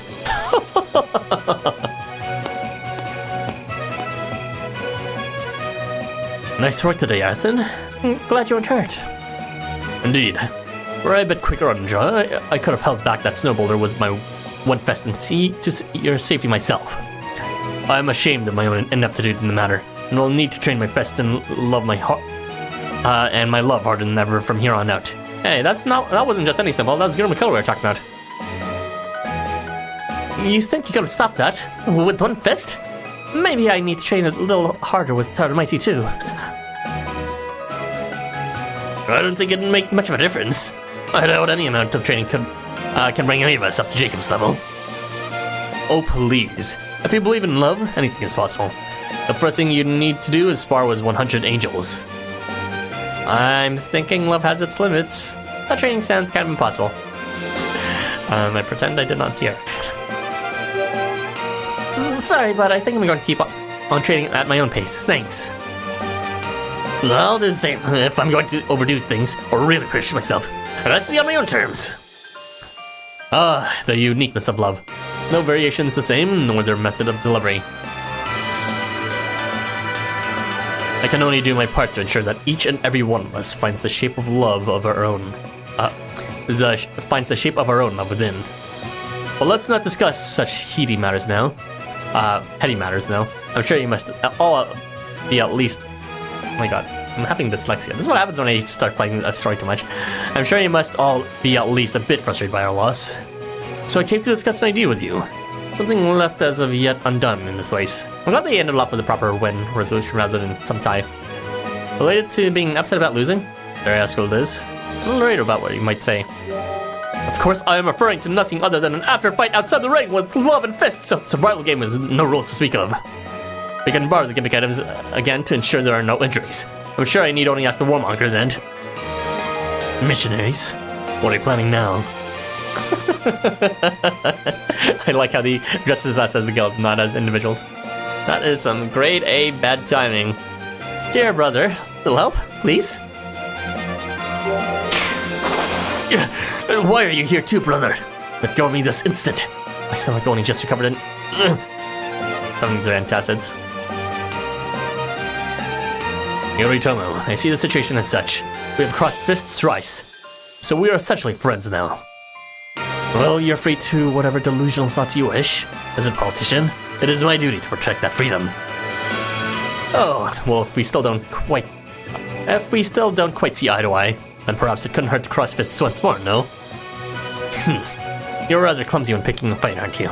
Reminds me of a certain someone else. Guilty as charged. I am but a humble man with no duplicitous thoughts.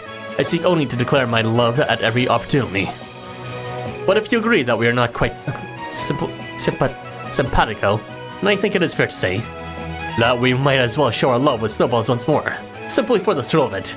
No other reason needed. I see. Well, I open the floor to the rest of you. Thoughts? Tanchama Kenu Inusuka takes the floor. Please leave this to me. I will ensure that all these riffraff are duly quashed. I want in on this too. Belfie or Ziska don't come along very often.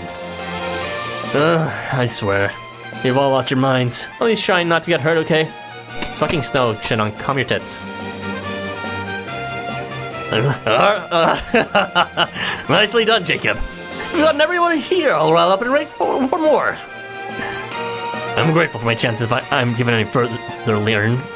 If I'm given to further learn and improve, and will of course give all my all out to this cause. Goodness, everyone. I'd say to get a hold of yourselves. But given the festive atmosphere, perhaps I might let loose as well.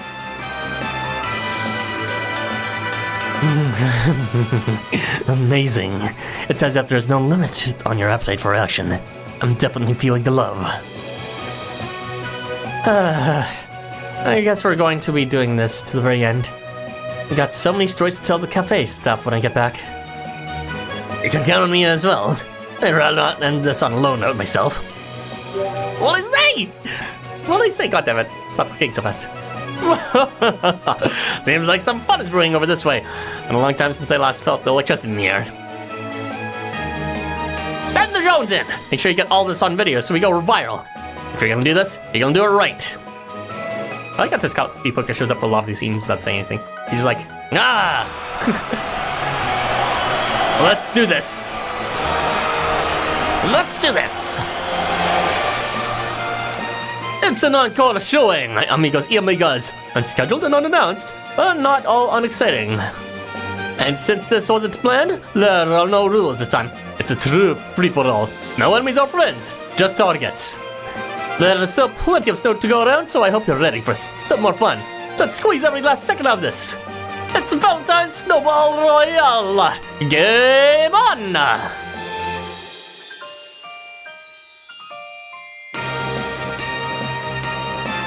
Valentine Snowball Fight. And where's the fucking subtitle? I was waiting for the subtitle. Where's the subtitle? You didn't bother translating the subtitle? Are you fucking kidding me? Whatever. They seriously did not translate the title of the subtitle at all. You know, I'll just go with like Chapter 6's title. I think it's pretty similar to it. It's like Struggle for Fight and Love or whatever, but that was the original translation what Lance was. I think Chapter 6's or Chapter 5's title was similar to it. Anyway, that was the entire story, but that's not all of it in the sense that we still have some special quests to do. I'm going to be doing 2 of them. I'm going to be doing Girimekra as well as, it seems like the winner right now is Jacob, so yeah, we'll go ahead and do Jacob.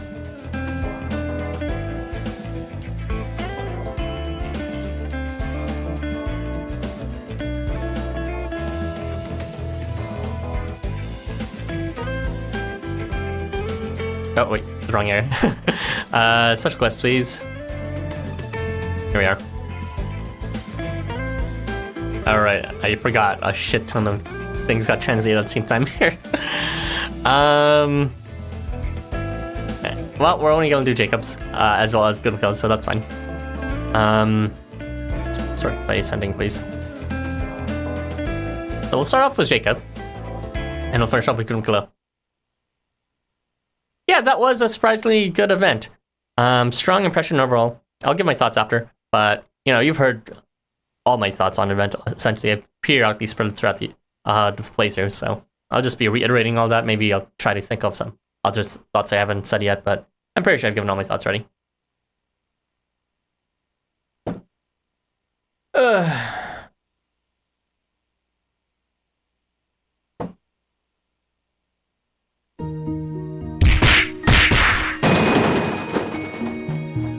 Yeah, Girimekra is the best. And there was a time when I spent my every waking moment engaged in wild and untamed brawls in the back streets of Shibuya. Yeah, looking at the skin, it doesn't seem like he's using his missionary skin, since he doesn't have that stupid thing over his crotch.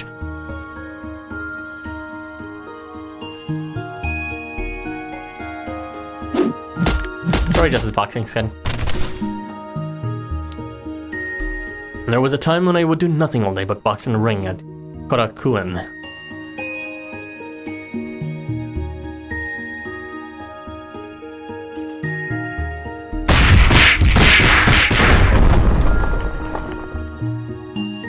There was even a time when I'd hang out in the darkest, seediest corners of Tokyo and bet everything I had on boxing. This is a Jacob backstory jump scare. Did not realize we'd be getting this sort of backstory from him. Yeah, it's probably his boxing skin.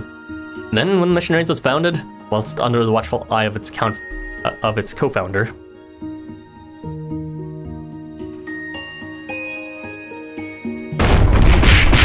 While it was founded.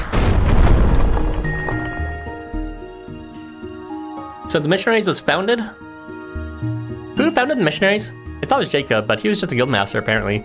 And he beat a ton of angels, seems like it, and then he became the guildmaster. I don't know.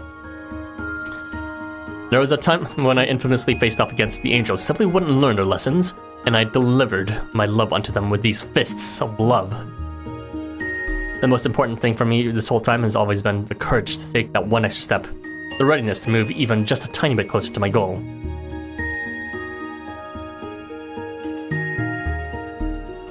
If only I'd done just that and taken just one more step forward, maybe I could have reached you that day. Right, he's talking about what happened in the middle of the story, when we sunk into the thing. There's a lot of, like, thinking on it now, there's a lot of unresolved sort of backstories that happen in this. Maybe they all resolve it in the special quests. Because, like, you're just like, yeah, Tanatomo has this desire to be controlled by people and have people get orders barked at them. And yeah, Yoritomo has this backstory of his brother and how he should reward him for killing himself. And apparently. And yeah, you know, what's called Chini has this backstory of the different loops. I mean, Chini was the most loved of them, but I feel like between Tanatomo and Jacob and Yoritomo, they had their backstories, but it never had proper resolution. So maybe all of them are just here now. If only I'd done just that and taken one more step forward, maybe I could have reached that day. But I didn't go quite far enough. I underestimated how far I needed to go, and I've resolved never to make that mistake again. Maybe this is part of the reason why he left the missionaries. Go even further. Thus, forward I march. On I go. I'll ensure that I leave this world with no regrets in the end.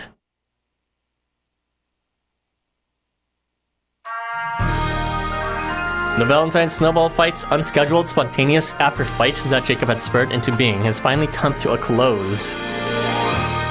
Those who participated in it and worked up a sweat despite the cold of winter are now scattering back to their hotel rooms, one after another. And the event grounds have fallen silent, belying the fact that anything of note had taken place there at all.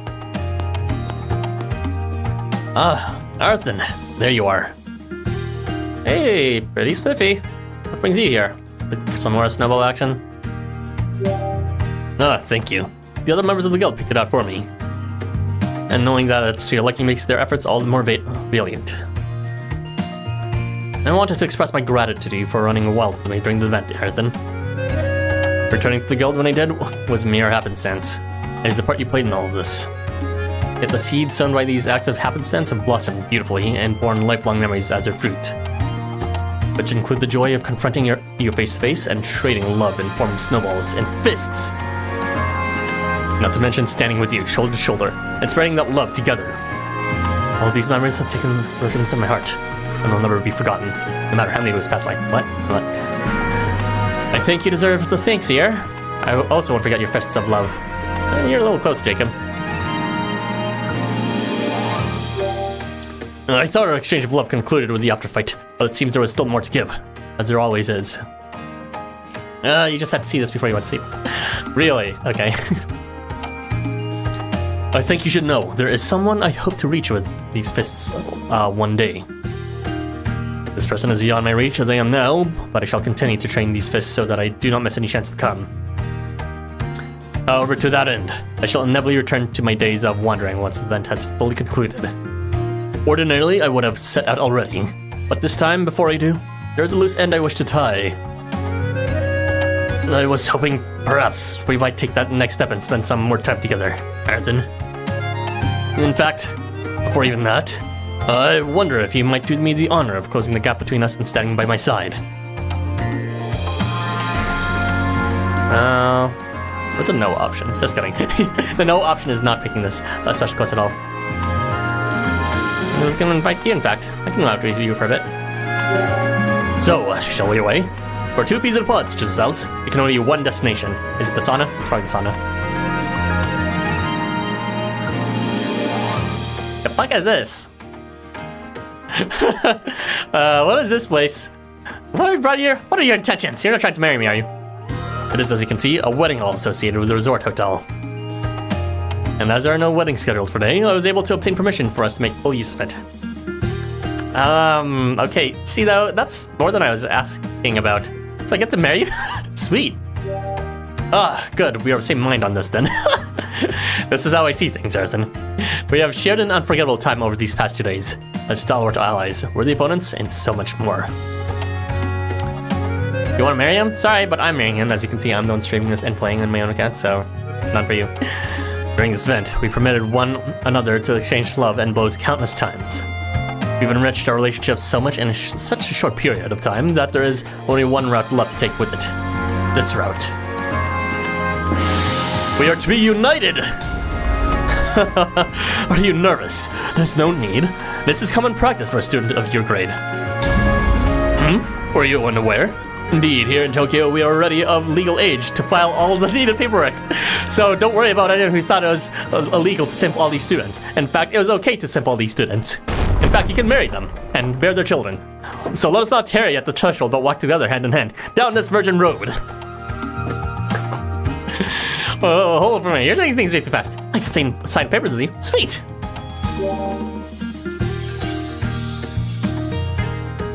Then let's make our vows, shall we, Arthur? See, the Zavani was practice marriage vows, but this is just straight up marriage. That's kind of funny. You and Jacob proceed to pledge your vows before an officiant, then take your marriage certificate to the branch office of the town hall located within the hotel grounds. Wow, can't believe that actually happened. We've done it, Arthur. We are wed.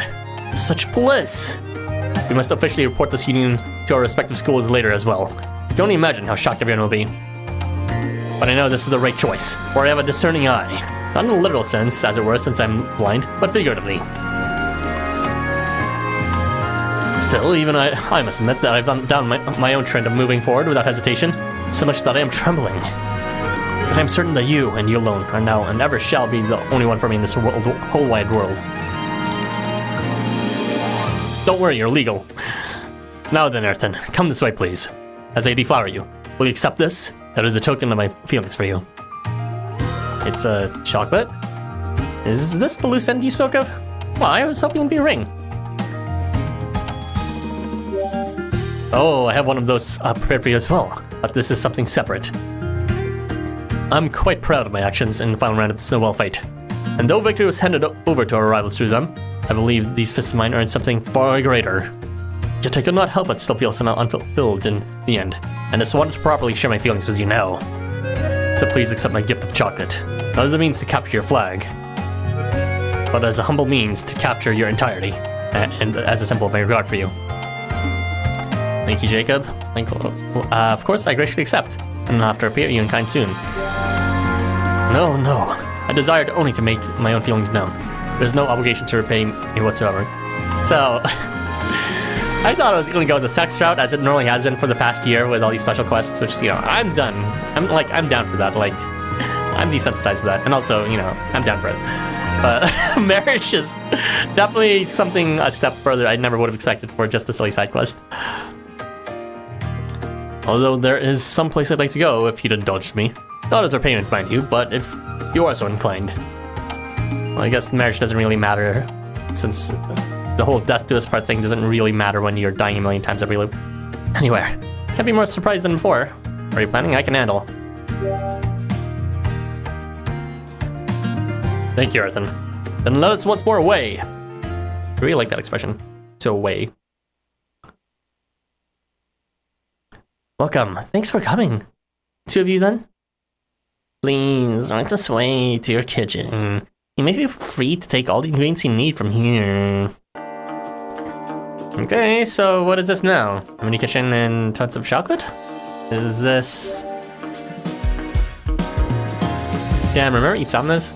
Yeah, we literally woke up right next to him as if we already had sex with him, and then we had sex with him again at the end, maybe? I forgot what. But he slipped his super long lizard tongue down her throat, which is super good. Indeed. As I understand it, this is a chocolate-making course. A row of mini kitchens is installed along one side of the hotel dining room's suite corner. And overflowing from a nearby communal table is a massive variety of chocolates, sprinkles, and toppings in every color of the rainbow. With chocolate molds, patterns, and more. This way you are, then. I got her some aprons to wear. Very interesting. Have you made sweets before, Jacob? It's like it could be quite fun.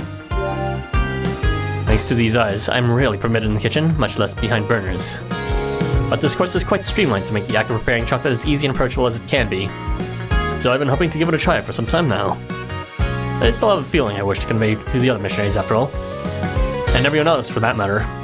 However, I would indeed feel uneasy if left unattended, so I was hoping you'd lend me a hand, Arthur. Seriously?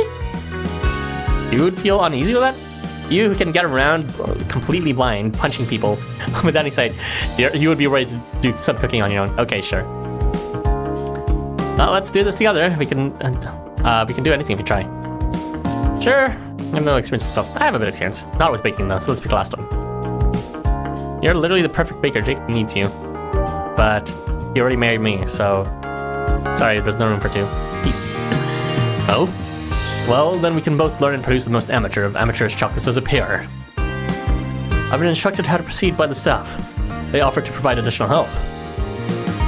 But I told them I would prefer we try by ourselves first, and if it proved too difficult, I would take them up on it. I feel like I've seen this recipe. Just melt the chocolate shavings and put in molds and let harden. I see. That sounds easy enough, even were I by my lonesome. First, I suppose we need to shade the chocolate, no? Can you grab that bag for me, perchance? Right. Then, here we go. With all my love concentrated into these fists, let us make chocolate. He died in a sleep, sorry. Probably, but I got married. Yeah. Woo, let's go. Does this size seem right to you? More crumbled than shaved, but still. You seem to be following the recipe closely. This is getting quite exciting, isn't it? Doing our work with love is a wondrous experience. This must be what they mean when they say the secret ingredient is love. Whenever this music turns on, I'm just like, okay, this is when the unimportant stuff happens, just like in Valentine time Warp. In this case, actually, physical love. Anyway, let's move on to the next step. Can't wait to try and love chocolates. That's kind of you to say. I can't wait to finish making them. Next, we place the chocolate into the hot water container to melt. I see. The water does seem the perfect temperature for it. We're to continue stirring it until it's finally melted. Sounds simple enough. Jacob, wait, stop! Slowly, stir it slowly. Okay, maybe it was a good idea we were here with them. This is how we died in loop. My sincerest apologies. I did not expect I would splash the chocolate so far and wide. Well, everything smells like chocolate now. It's your first time, mistakes happen. And most of it was still salvageable. I'm happy you're able to see the bright side of things. Like that. Indeed, this has been the most enlightening experience. Be sure to send a thank you and further compensation later to the staff who cleaned up the mess. So this is his further step then, to actually marry us and then to do marriage stuff with us. But in the end, we were only able to complete these 2 chocolates. But that is enough for us each to try one, shall we? Alright, open up and say will you feed mine to me? But of course, open up the marathon. Jacob playfully places his penis between your lips, bringing it toward you. I shall feed you like a bird. Thank you for the opportunity of sharing your bountiful joy. That is... If it's a small chocolate, it's probably not very sexy, unless it's like pocky shape. I'm blessed to have been able to forge yet another lovely memory with you. I shall never forget this sweetness.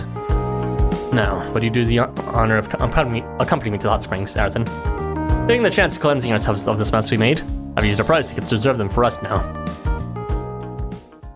I mean, you're supposed to clean yourself before you enter a hot spring, I'm pretty sure. Oh my god! They're really going through all the side content for this, the food and the hot spring. I'm ever thankful to you for the care you show and always taking me by hand like this, Arthur. Around me, I may perceive only the sound of the hot springs and the sense of your presence. But, how those alone put my heart at ease. Please, come closer if you would. I thought perhaps you might allow me to wash your back for you. Hey, that sounds lovely.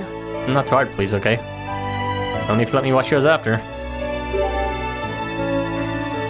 Many thanks. Given that I cannot see my own back, it is always quite a struggle, so your assistance is most appreciated. And so your private vassal Jacob continues, the only sounds meeting your ears for some time consisting of the rhythmic sloshing of water and some gentle scrubbing. After some incalculable amounts of time passes in slow, tranquil procession, Jacob's voice gingerly interjects upon this ambience.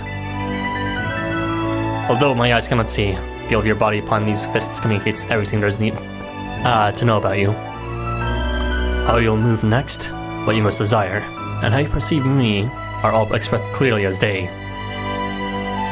So your other senses are enhanced. My inner thoughts been exposed. Don't tell me that's your true power. I think that is somewhere along the lines of his true power. I've merely perceived your truest desires. That's not so much a power on my end as it is a subconscious expression on yours.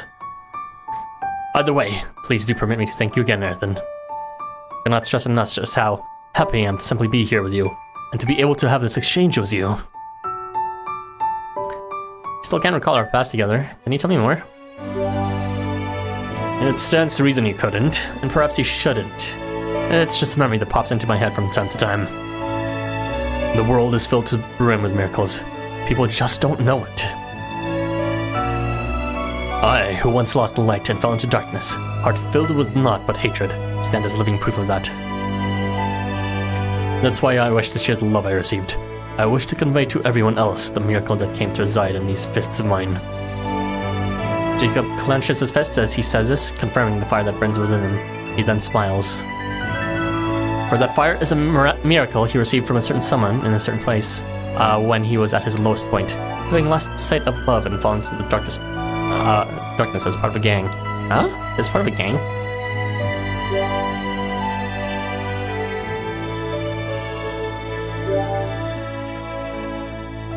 People are receptacles for love.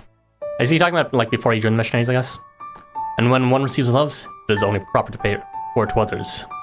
If, for example, there should be someone writhing in lonely suffering within this Tokyo, someone who feels unloved by those around them and has given up all hope, their heart closing to the world, then I, as one who's been saved by this miracle, can only feel compelled to express what others have not and save them in kind. Were I not to do so, I fear the world would be darker for my lack of effort. But here I am rambling as soon as your body chills in the winter air.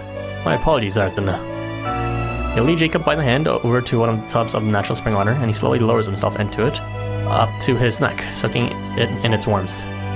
Would you permit me to make one request, Arthur? Should you come at a point, should you at some point encounter a situation you feel you cannot overcome, be it an individual or a group, or even something or someone within yourself. Certainly enemies and rivals are not created by the world but by our own inner selves. Then I would ask that, before you give in to the might of that which stands before you, you remember one simple fact. It is not only sadness you confront, not only suffering and hardship, there is also, without question, love to be found. In these ever-repeating memories, there is so much sadness, so much pain, so much suffering. It's too much for a single person to bear, which leads to sharing a burden with others. But doing so turns out sadness and suffering into a chain, spreading it to all those in its path. Not that one can be blamed for doing as much. All these lessons and, feel-good morals are giving, they seem to be in direct relation to Chapter 13, which is nice that we get to enjoy immediately so soon after Chapter 13's translation. I do hope at some point we're eventually caught up, but they do seem to be taking their time with that. But even within this chain, there's always love to balance things out. You just have to look for it. Wherever there is sadness, someone will no doubt still be smiling. Wherever there is hardship, someone will extend a hand. And I make it a point never to forget those small acts of love, even a person who smiled or reached out does. I also try to get in close and extend these fists for the aid of others, as often and as readily as needed. So if you ever find yourself at your breaking point, I implore you this, just think of me. I would gladly share your burden with you, as I wish more than anything to walk by your side. Please allow me to occupy some small corner of your mind, Arthur, and also occupy your head.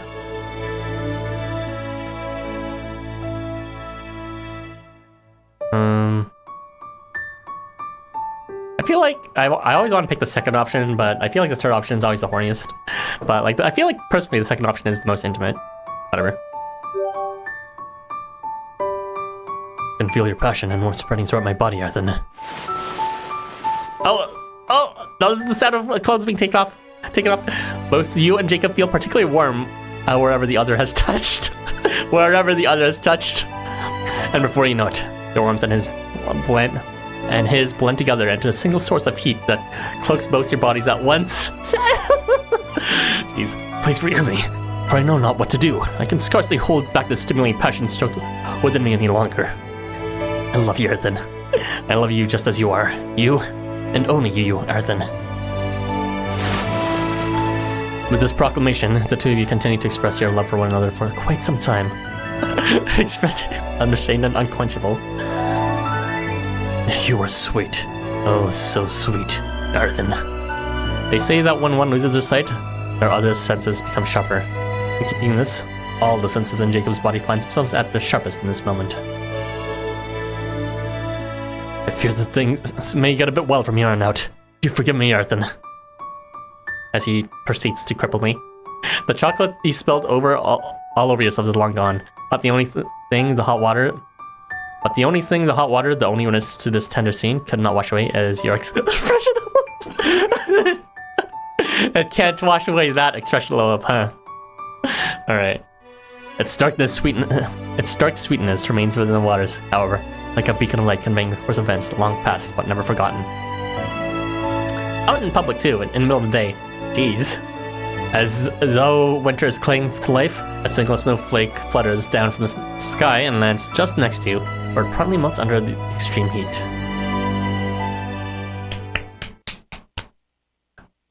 You enjoy my fists of love?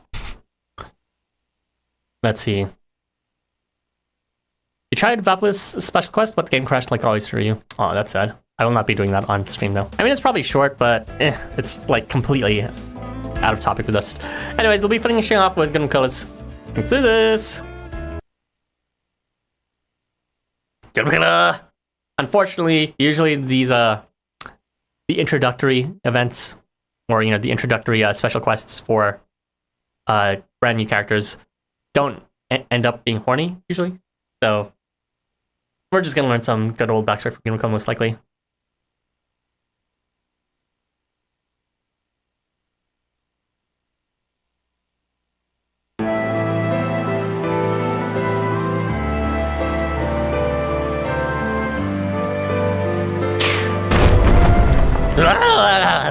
Try as I might, I couldn't manage to intimidate the person my master ordered me to.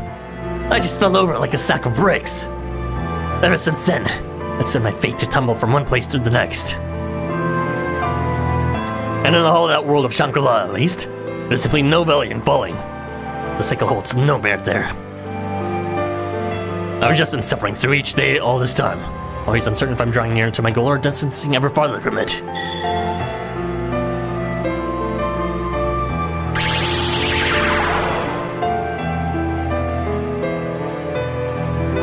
That's why I came to this Tokyo, where eventually found a new place I could fit in, Umamichi Academy. And eventually I chose to try leaving that place behind as well.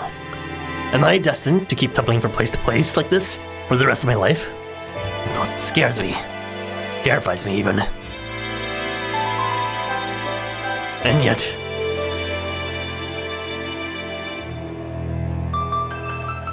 even though I come to realize I'm not the only one living this way. There are many, many others who are just lost, just as prone to falling, suffering just as much as I am, although Shinny is the case of falling upwards. Maybe eventually, I'll leave this place too, this new place where I feel like I belong. Maybe I really will just keep on tumbling from one place to the next forevermore, never able to stand in any one spot for too long.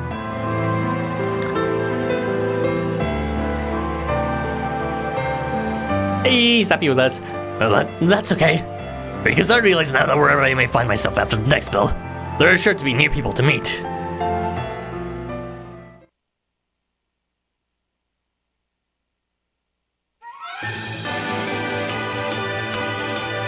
The Valentine Snowball and scheduled spontaneously after fight that Jacob's burden to being has finally come to a close. Etc, etc. Etc, etc.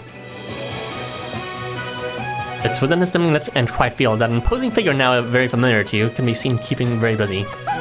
Hey, cutie! What's up? Oh, hey, Arthen. What are you still doing here?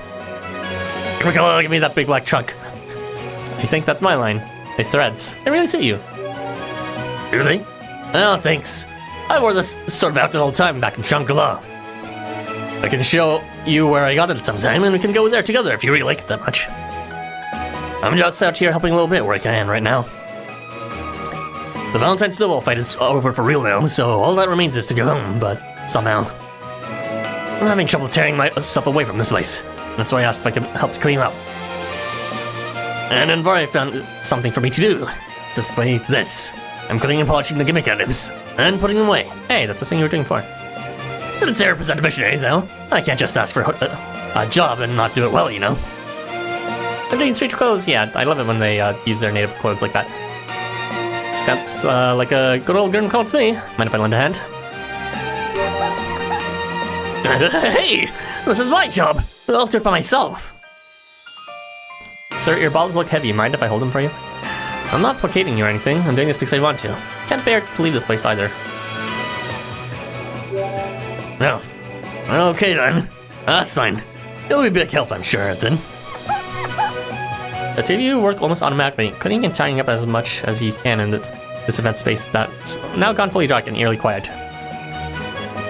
Looking at these gimmick items really make you think back on all that happened in the last couple of days, huh? That's not the only thing I can polish, Girimekra.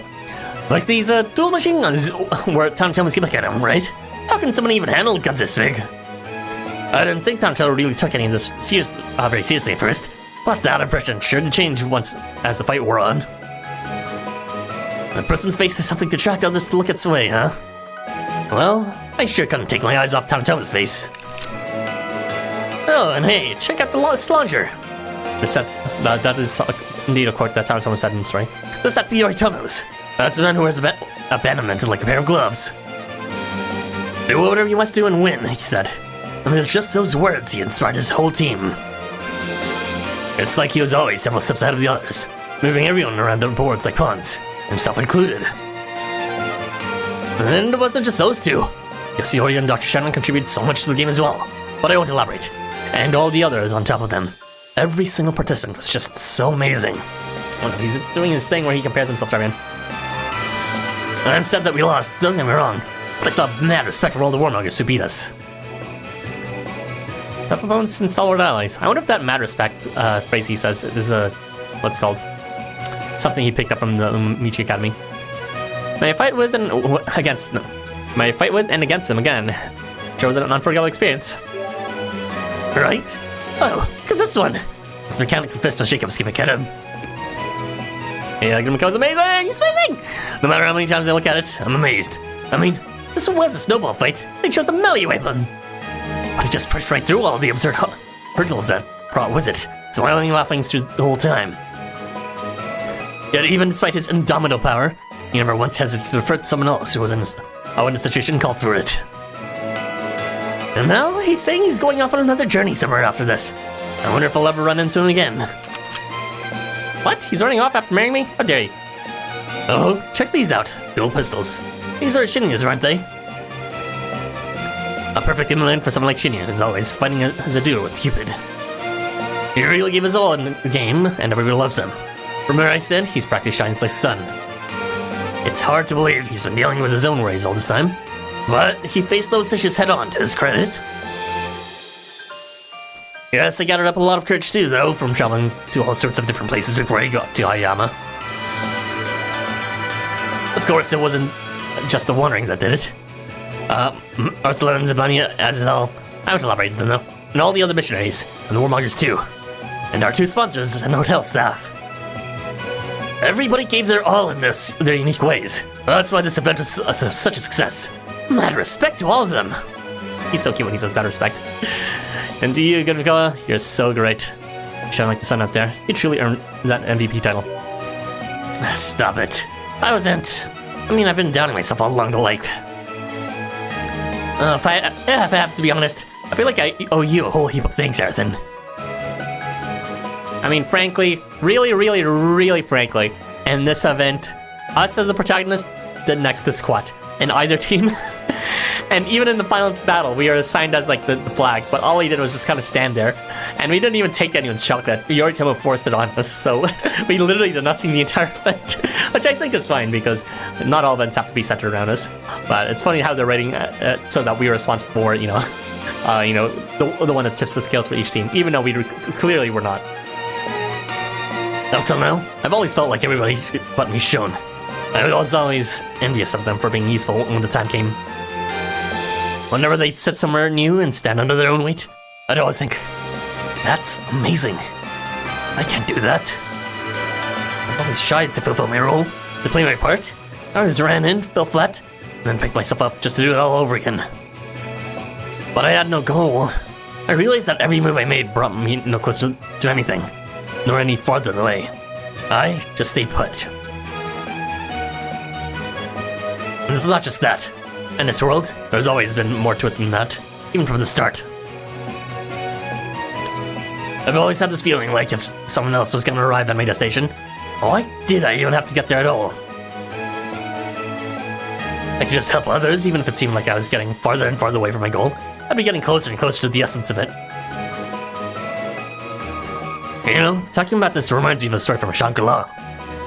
In heaven and hell alike, the same food is offered, but the only chopsticks available are far too long to be used yourself. So of course, in hell, people give up and suffer, unable to eat. While in heaven, they work together and help each other eat. Well, that's what it means to show compassion, or show love. And after my wanderings here, I feel like I finally understand it a little. I didn't realize there's a concept of heaven and hell in Buddhism. When you held out your hands to me during your confrontation with Valentine, it filled me with such happiness. It made me feel like I could do anything. I'll honestly never forget that moment.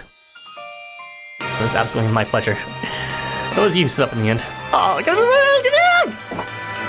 have a dog! Crush me! Crush my fucking spine! Paralyze me! Put me in a wheelchair.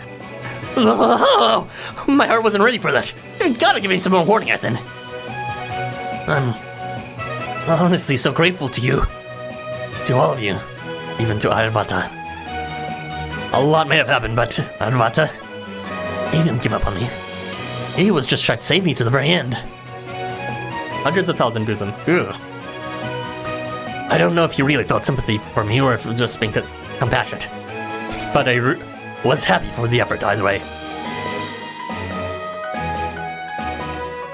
You regret taking my hand? I'm glad you decided to stay with us.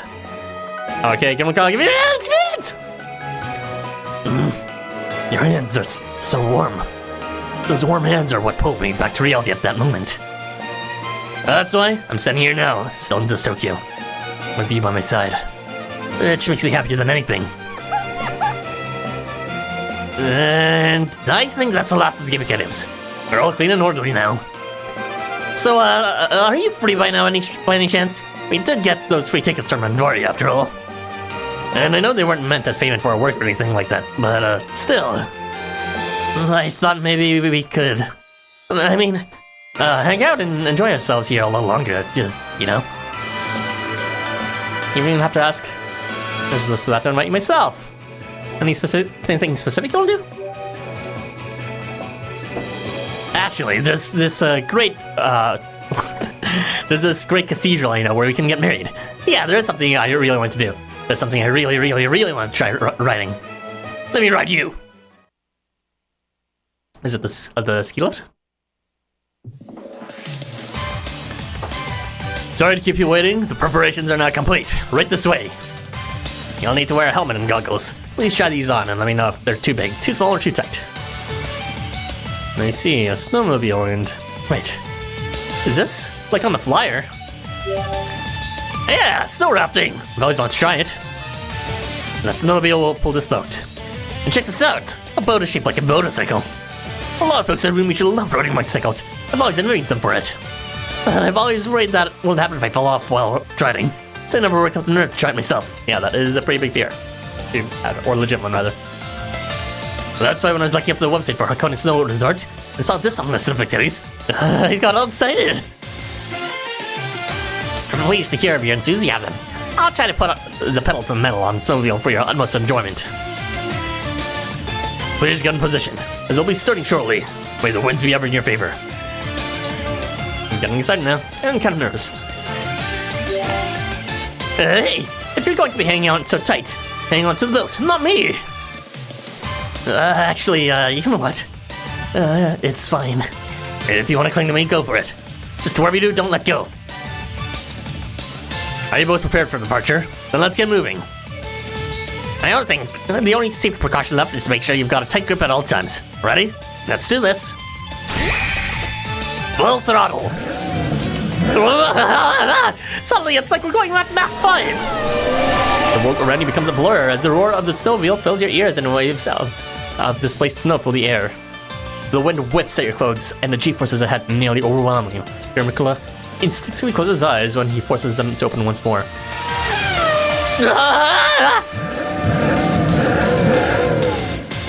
This field of view contains nothing but pure white. The wind is intense, and briefly looking back, the only discernible constant is the trail in the snow left by the boat. This is amazing! It's like to become the wind! Oh.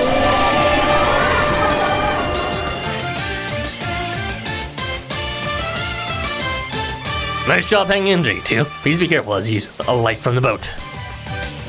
Thank you very much for your patronage. We'll be ready and waiting if you ever decide to go for round 2. I screamed so much my throat hurts. That was the funnest thing ever. Aw, Girimekra. It really is cute. I like this a lot. That's just like my friend Michi said. When you're rolling along on that bike, you become the wind. Is he talking about nausea? It really does feel like riding the wind and more like becoming it. I didn't get what that meant before, but I do now. I want to go again. I was enjoying the level you were. I felt it too on my back. It was nice. I'm glad you enjoyed yourself. Yeah. Let's be sure to come back and do this again sometime. It's a yearly thing. Promise me, Arthur. Now, I don't know about you, but I'm feeling a little peckish after that. Our tickets are good for the hotel too, so let's go eat. I'm ready to eat some elephant peaches. Nothing like a hot trick on a cool day, especially after we've been outdoors for almost all of it. I do love me a hot chocolate. Maybe I'll make myself one after this. Just look at all these sweets, though, during the event. I was so nervous I didn't really pay attention to what all was on offer. But checking out all the spread now, everything just looks so amazingly delicious. It'll be not tough figuring out where to begin. Well, let's make ourselves a smorgasbord. We'll grab a bunch and share it all. That's, that way we get to try more things. Great idea. Let's just start grabbing whatever catches our eye in our stomachs then. Not only does it look all delicious, it's presented so perfectly too. We're really spoiled for choices here. I think we got a little of everything. I'm not sure I can eat all this. Alright, open up and say, okay. Wait, no, this is no good. You're making me nervous. I can't even taste what I'm eating. I guess tournament is fair play though. So now open up and say, then. Wait, why are you kneeling? It's good. Good. You got a little cream on your lips. Aww. There you go. Not got it. Hey, this cream's pretty good. Hey, you licked it off. Oh my god. Oh wait, what did I just do? I'm acting without thinking. Hold on a sec. I seriously feel like I'm on the verge of bursting after all this. Man, I gotta say again, this has just been a spectacular event. So many sweets, so many activities. One day, I hope I can do something to bring this much happiness to so many people. I bet he feels warm. I bet a special part of him feels warm especially. I know. The event was supposedly my idea. But all I do is say something. It's Jacob and Maria who made it happen. And then the whole guild got behind it, and it turned into this whole huge scale shindig. Where do you even come up with the idea of a snowball fight? I just hope that one day I can be more responsible for showing everybody a good time. More of a catalyst, you know? You will, and I'm looking forward to it. I hope you'll let me help you out again. You should start brainstorming ideas now, actually. Thanks. With your help, I have no doubt I could pull something off. Anyway, these tickets are also entitled us to some reserved time in the hot springs, and it's getting pretty late. Shall we enter the sex quest? Yes, give me the sex quest. Let's have sex with a new character. This sure is a big spring, huh? Guess we mostly had it to ourselves last time too. Well, we didn't have a lot of time to really enjoy it, so I never really just sat back and took it all in. What with me having a heart attack and all. It's not because I'm obese. We have all the time you want to make up for that now, though. Come on over here, then. Rest in my bosom. Have a seat right there, please. I'll watch your back for you. And if you let me watch yours after. It's just, look at his chest skills! Just like that. Like, that size perfectly fits my mouth, I swear to God. Oh, thanks. I like that. Because of my elephant body, it can take a lot of time when I do it myself. A period of silence follows this, owning the sounds of splashing water and scrubbing, filling the air, until Girimekρα's voice suddenly cuts through the air, gently and hesitantly. So... Aravata was really watching over me till the very end of the match, huh? I hope he felt like he really was seeing me at my best. I hope he smiled in the end when he saw what I was able to do. Actually, come to think of it, when did Aravata leave? Did he go back to his world? Yeah, he went back to Epilogue. I don't know how I know that, but I'm certain he did. He was really seeking me from the beginning to the very end, though. He really was trying to save me. That's why I think he left without saying anything. He knew if he did come to see me again, I might waver in my decision. You always need someone like Aravata to come visit you and have your back. Like, I know he was drawn as the antagonist here, but like, let's be real. Aravata was the most compassionate out of everyone when it came to the Girimekρα's case. Everyone else was just saying, just try your harder, try your best. But Aravata was just, the first to really bring to light. It really isn't your fault, and you really are disadvantaged in this case because of the role you're given. And he came to offer that help. So, in a sense, Aravata was the one that helped the most, because without Aravata, I'm certain Girimekra wouldn't have been able to have his own moments of triumph for the third round. I mean, we did still lose after all, even despite me trying my absolute hardest. Up until just recently, that could very well have been enough to make me give up and hand my fate over to Aravata. Yeah, I mean, he doesn't seem fully convinced by the end of the third round that he earned the victory or learned something. Or could, hold his head up high proudly. But all the new friends I made throughout this whole deal have been fighting just as hard. And I think he saw that too, which is why he left without a word. He saw that I'm capable of moving forward on my own now. Based. Which is exactly what I plan on doing. There's still a lot I want to learn from my young missionaries. You hope Aravata comes back as a big brother figure for Girimekra? Think about the vibe. Yeah. I'd be down for him to show up again in some sort of cameo, whenever Girimekra shows up, most likely though. Probably in his variant. Most likely in the same way that Durga showed up with Parvati, including their own variant. When Girimekra gets his, I'm sure Aravata will show up again. Though it's very possible that after I've learned my fill, I might just stumble on to some place else once more. I might even find myself captured by the siren song of your guild, Ayrton. Maybe I'll join the Summoners.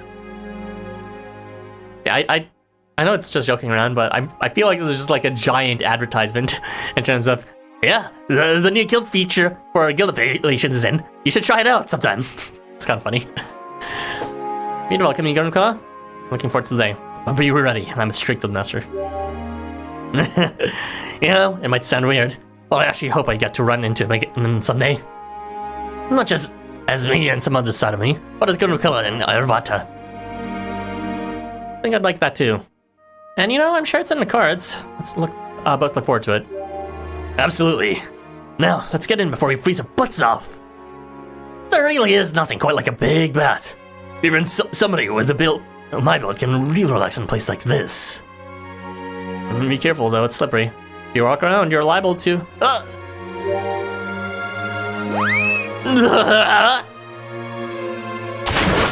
And thus the end of this loop begins.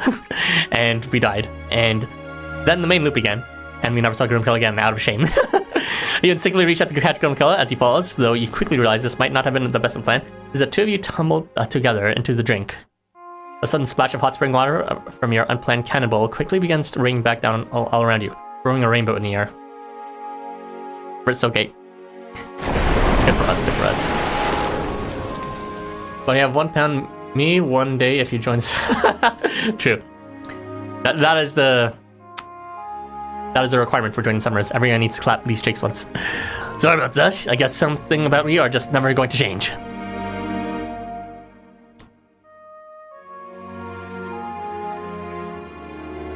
Snuggle! Thanks.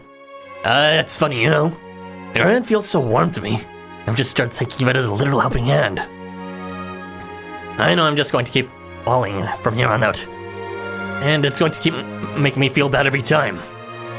But as long as I've got you around, I know I can get through it. You always help me back onto my feet. I just hope I can provide you with a support like this too someday. Not that I want you to get into any trouble. Not that I think I could help much.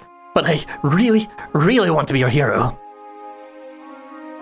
Hey, hold still for a moment. Will you, Arthur?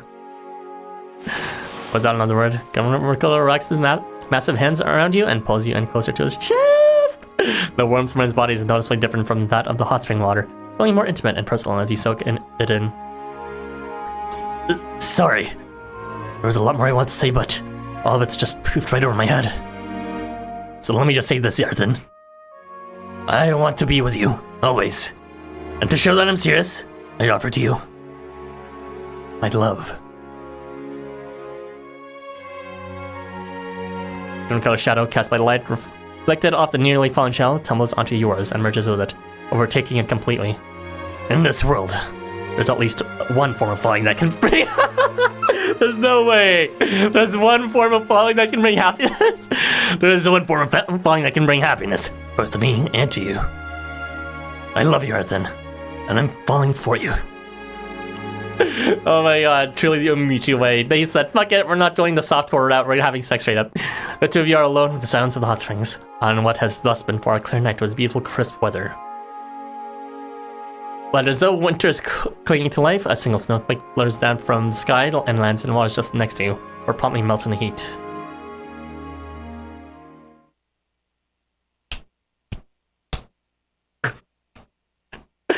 Oh, fucking Girimekra. Elephant cock. Let's get it. That's a good event. Okay, that's it. Enough thirst.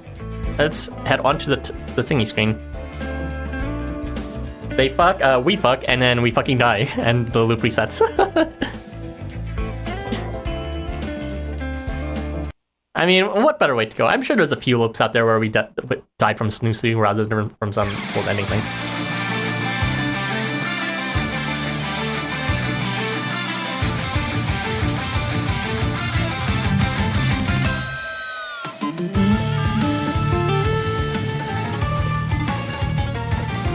So that is it for Valentine Snowball Fight. Apparently there's no subtitle, but whatever. And yeah, thank you for joining me, everyone. It was quite an exciting event. So the first half, as I told you, to reiterate, it followed the formula in a new way in terms of making sure everyone had their own sort of personal backstory, pushed out as fast as possible. But simultaneously, they made it such a small thing while also focusing on the guild as a whole, as well as the individual interactions. So I am absolutely enamored with the solution they came up with, was focusing on interactions. Because what is Housamo if not the characters themselves? It's not the story, but the characters. Because, you know, it's a gacha game. There's 10 million characters, you have to care about the characters. And in order to make you care about the characters, what better way than character interactions? Really get to know them in every context and how they handle and how they struggle. And especially in the case of Girimekra, they really relate to a lot. But yeah, in the second half, we really got quite the story pumped out very quickly with Arvata. And it seems, you know, I like the resolution they had. It wasn't a complete resolution, but that's the case, right? Girimekra is just a mythological figure that didn't have a happy ending in the end. And that's the case for this too. He still has to find his happy ending, and maybe he's getting some glimpse of the truth with, you know, just trying to continue doing his best. And even applying his fall, apparently, is one step closer to that solution. He's not completely satisfied with that, and apparently he might have returned to his Arvata if he showed up after the third game. But, you know, he's still going to continue either way. And Arvata seemed to agree that he could now make his own, find his own path, which is very much in line with the path of the gurus. And I guess that trust and that love from other people to keep on getting up and to, you know, meet them eye to eye is very much like missionaries. So you get a much better sense of the guild's overall mission and how they're embodied by individual people too. Such as, you know, for example, when they compared the missionaries to always diving headfirst, seeing face to face the enemy, and then all of a sudden both, like, there was like Zabania and Maria and Arslan and what's it called, Jacob, were all exactly like that, apparently in their own different ways. Like, yeah, I can see that. This is the missionaries. And you got that sense a lot too from the warmongers as well, with how they plan things strategically. Very excellent in terms of just the interaction in the world. So I'm happy for that development. As for the story itself, there was no story in the first half. The second half was good in terms of Girimekra story, and I liked how they created their own sort of story in terms of looking at the intersection of both Buddhism as well as Hinduism, and reflecting on what it means for Girimekra to confront that truth, since he is in some third world now that is not actually his original world. So he should be able to face that and force himself to decide, what is the significance of this? Should he continue going? I'm destined to fail. And what do they take away from that? They take away a very humanistic answer, which is the Guru's way of keep on moving forward and finding an answer. You may not have the answer now, but you need to keep moving forward and find that answer. And I like that conclusion. It's humble, but it's also something that's not obvious at the same time. And we also got to see the entertainers work at play here, which is nice because, I feel like we haven't really seen the entertainers do their entertaining thing for quite a while. Only in main story, pretty much, so it's nice to see they have their own role outside of that as well. But yeah, that is it for all my thoughts on this event. Thank you for joining, everyone. Yeah, I'm glad we all enjoyed the stream, and I'm glad we all loved Girimekra. So take care, everyone. The next piece of content to be coming out, I'm not actually sure. I don't have any plans immediately. I might just wait for the next Valentine's event. I'm like, have it at the back of my mind. Maybe I'll make a highlights video again since I haven't done that in ages. But I don't really feel like it either nowadays, since these evaluation videos take a while. But who knows? We'll see what happens. Most likely I'll just go straight to the Valentine's event. So see you then. And as always, take care and have a good one, cuties.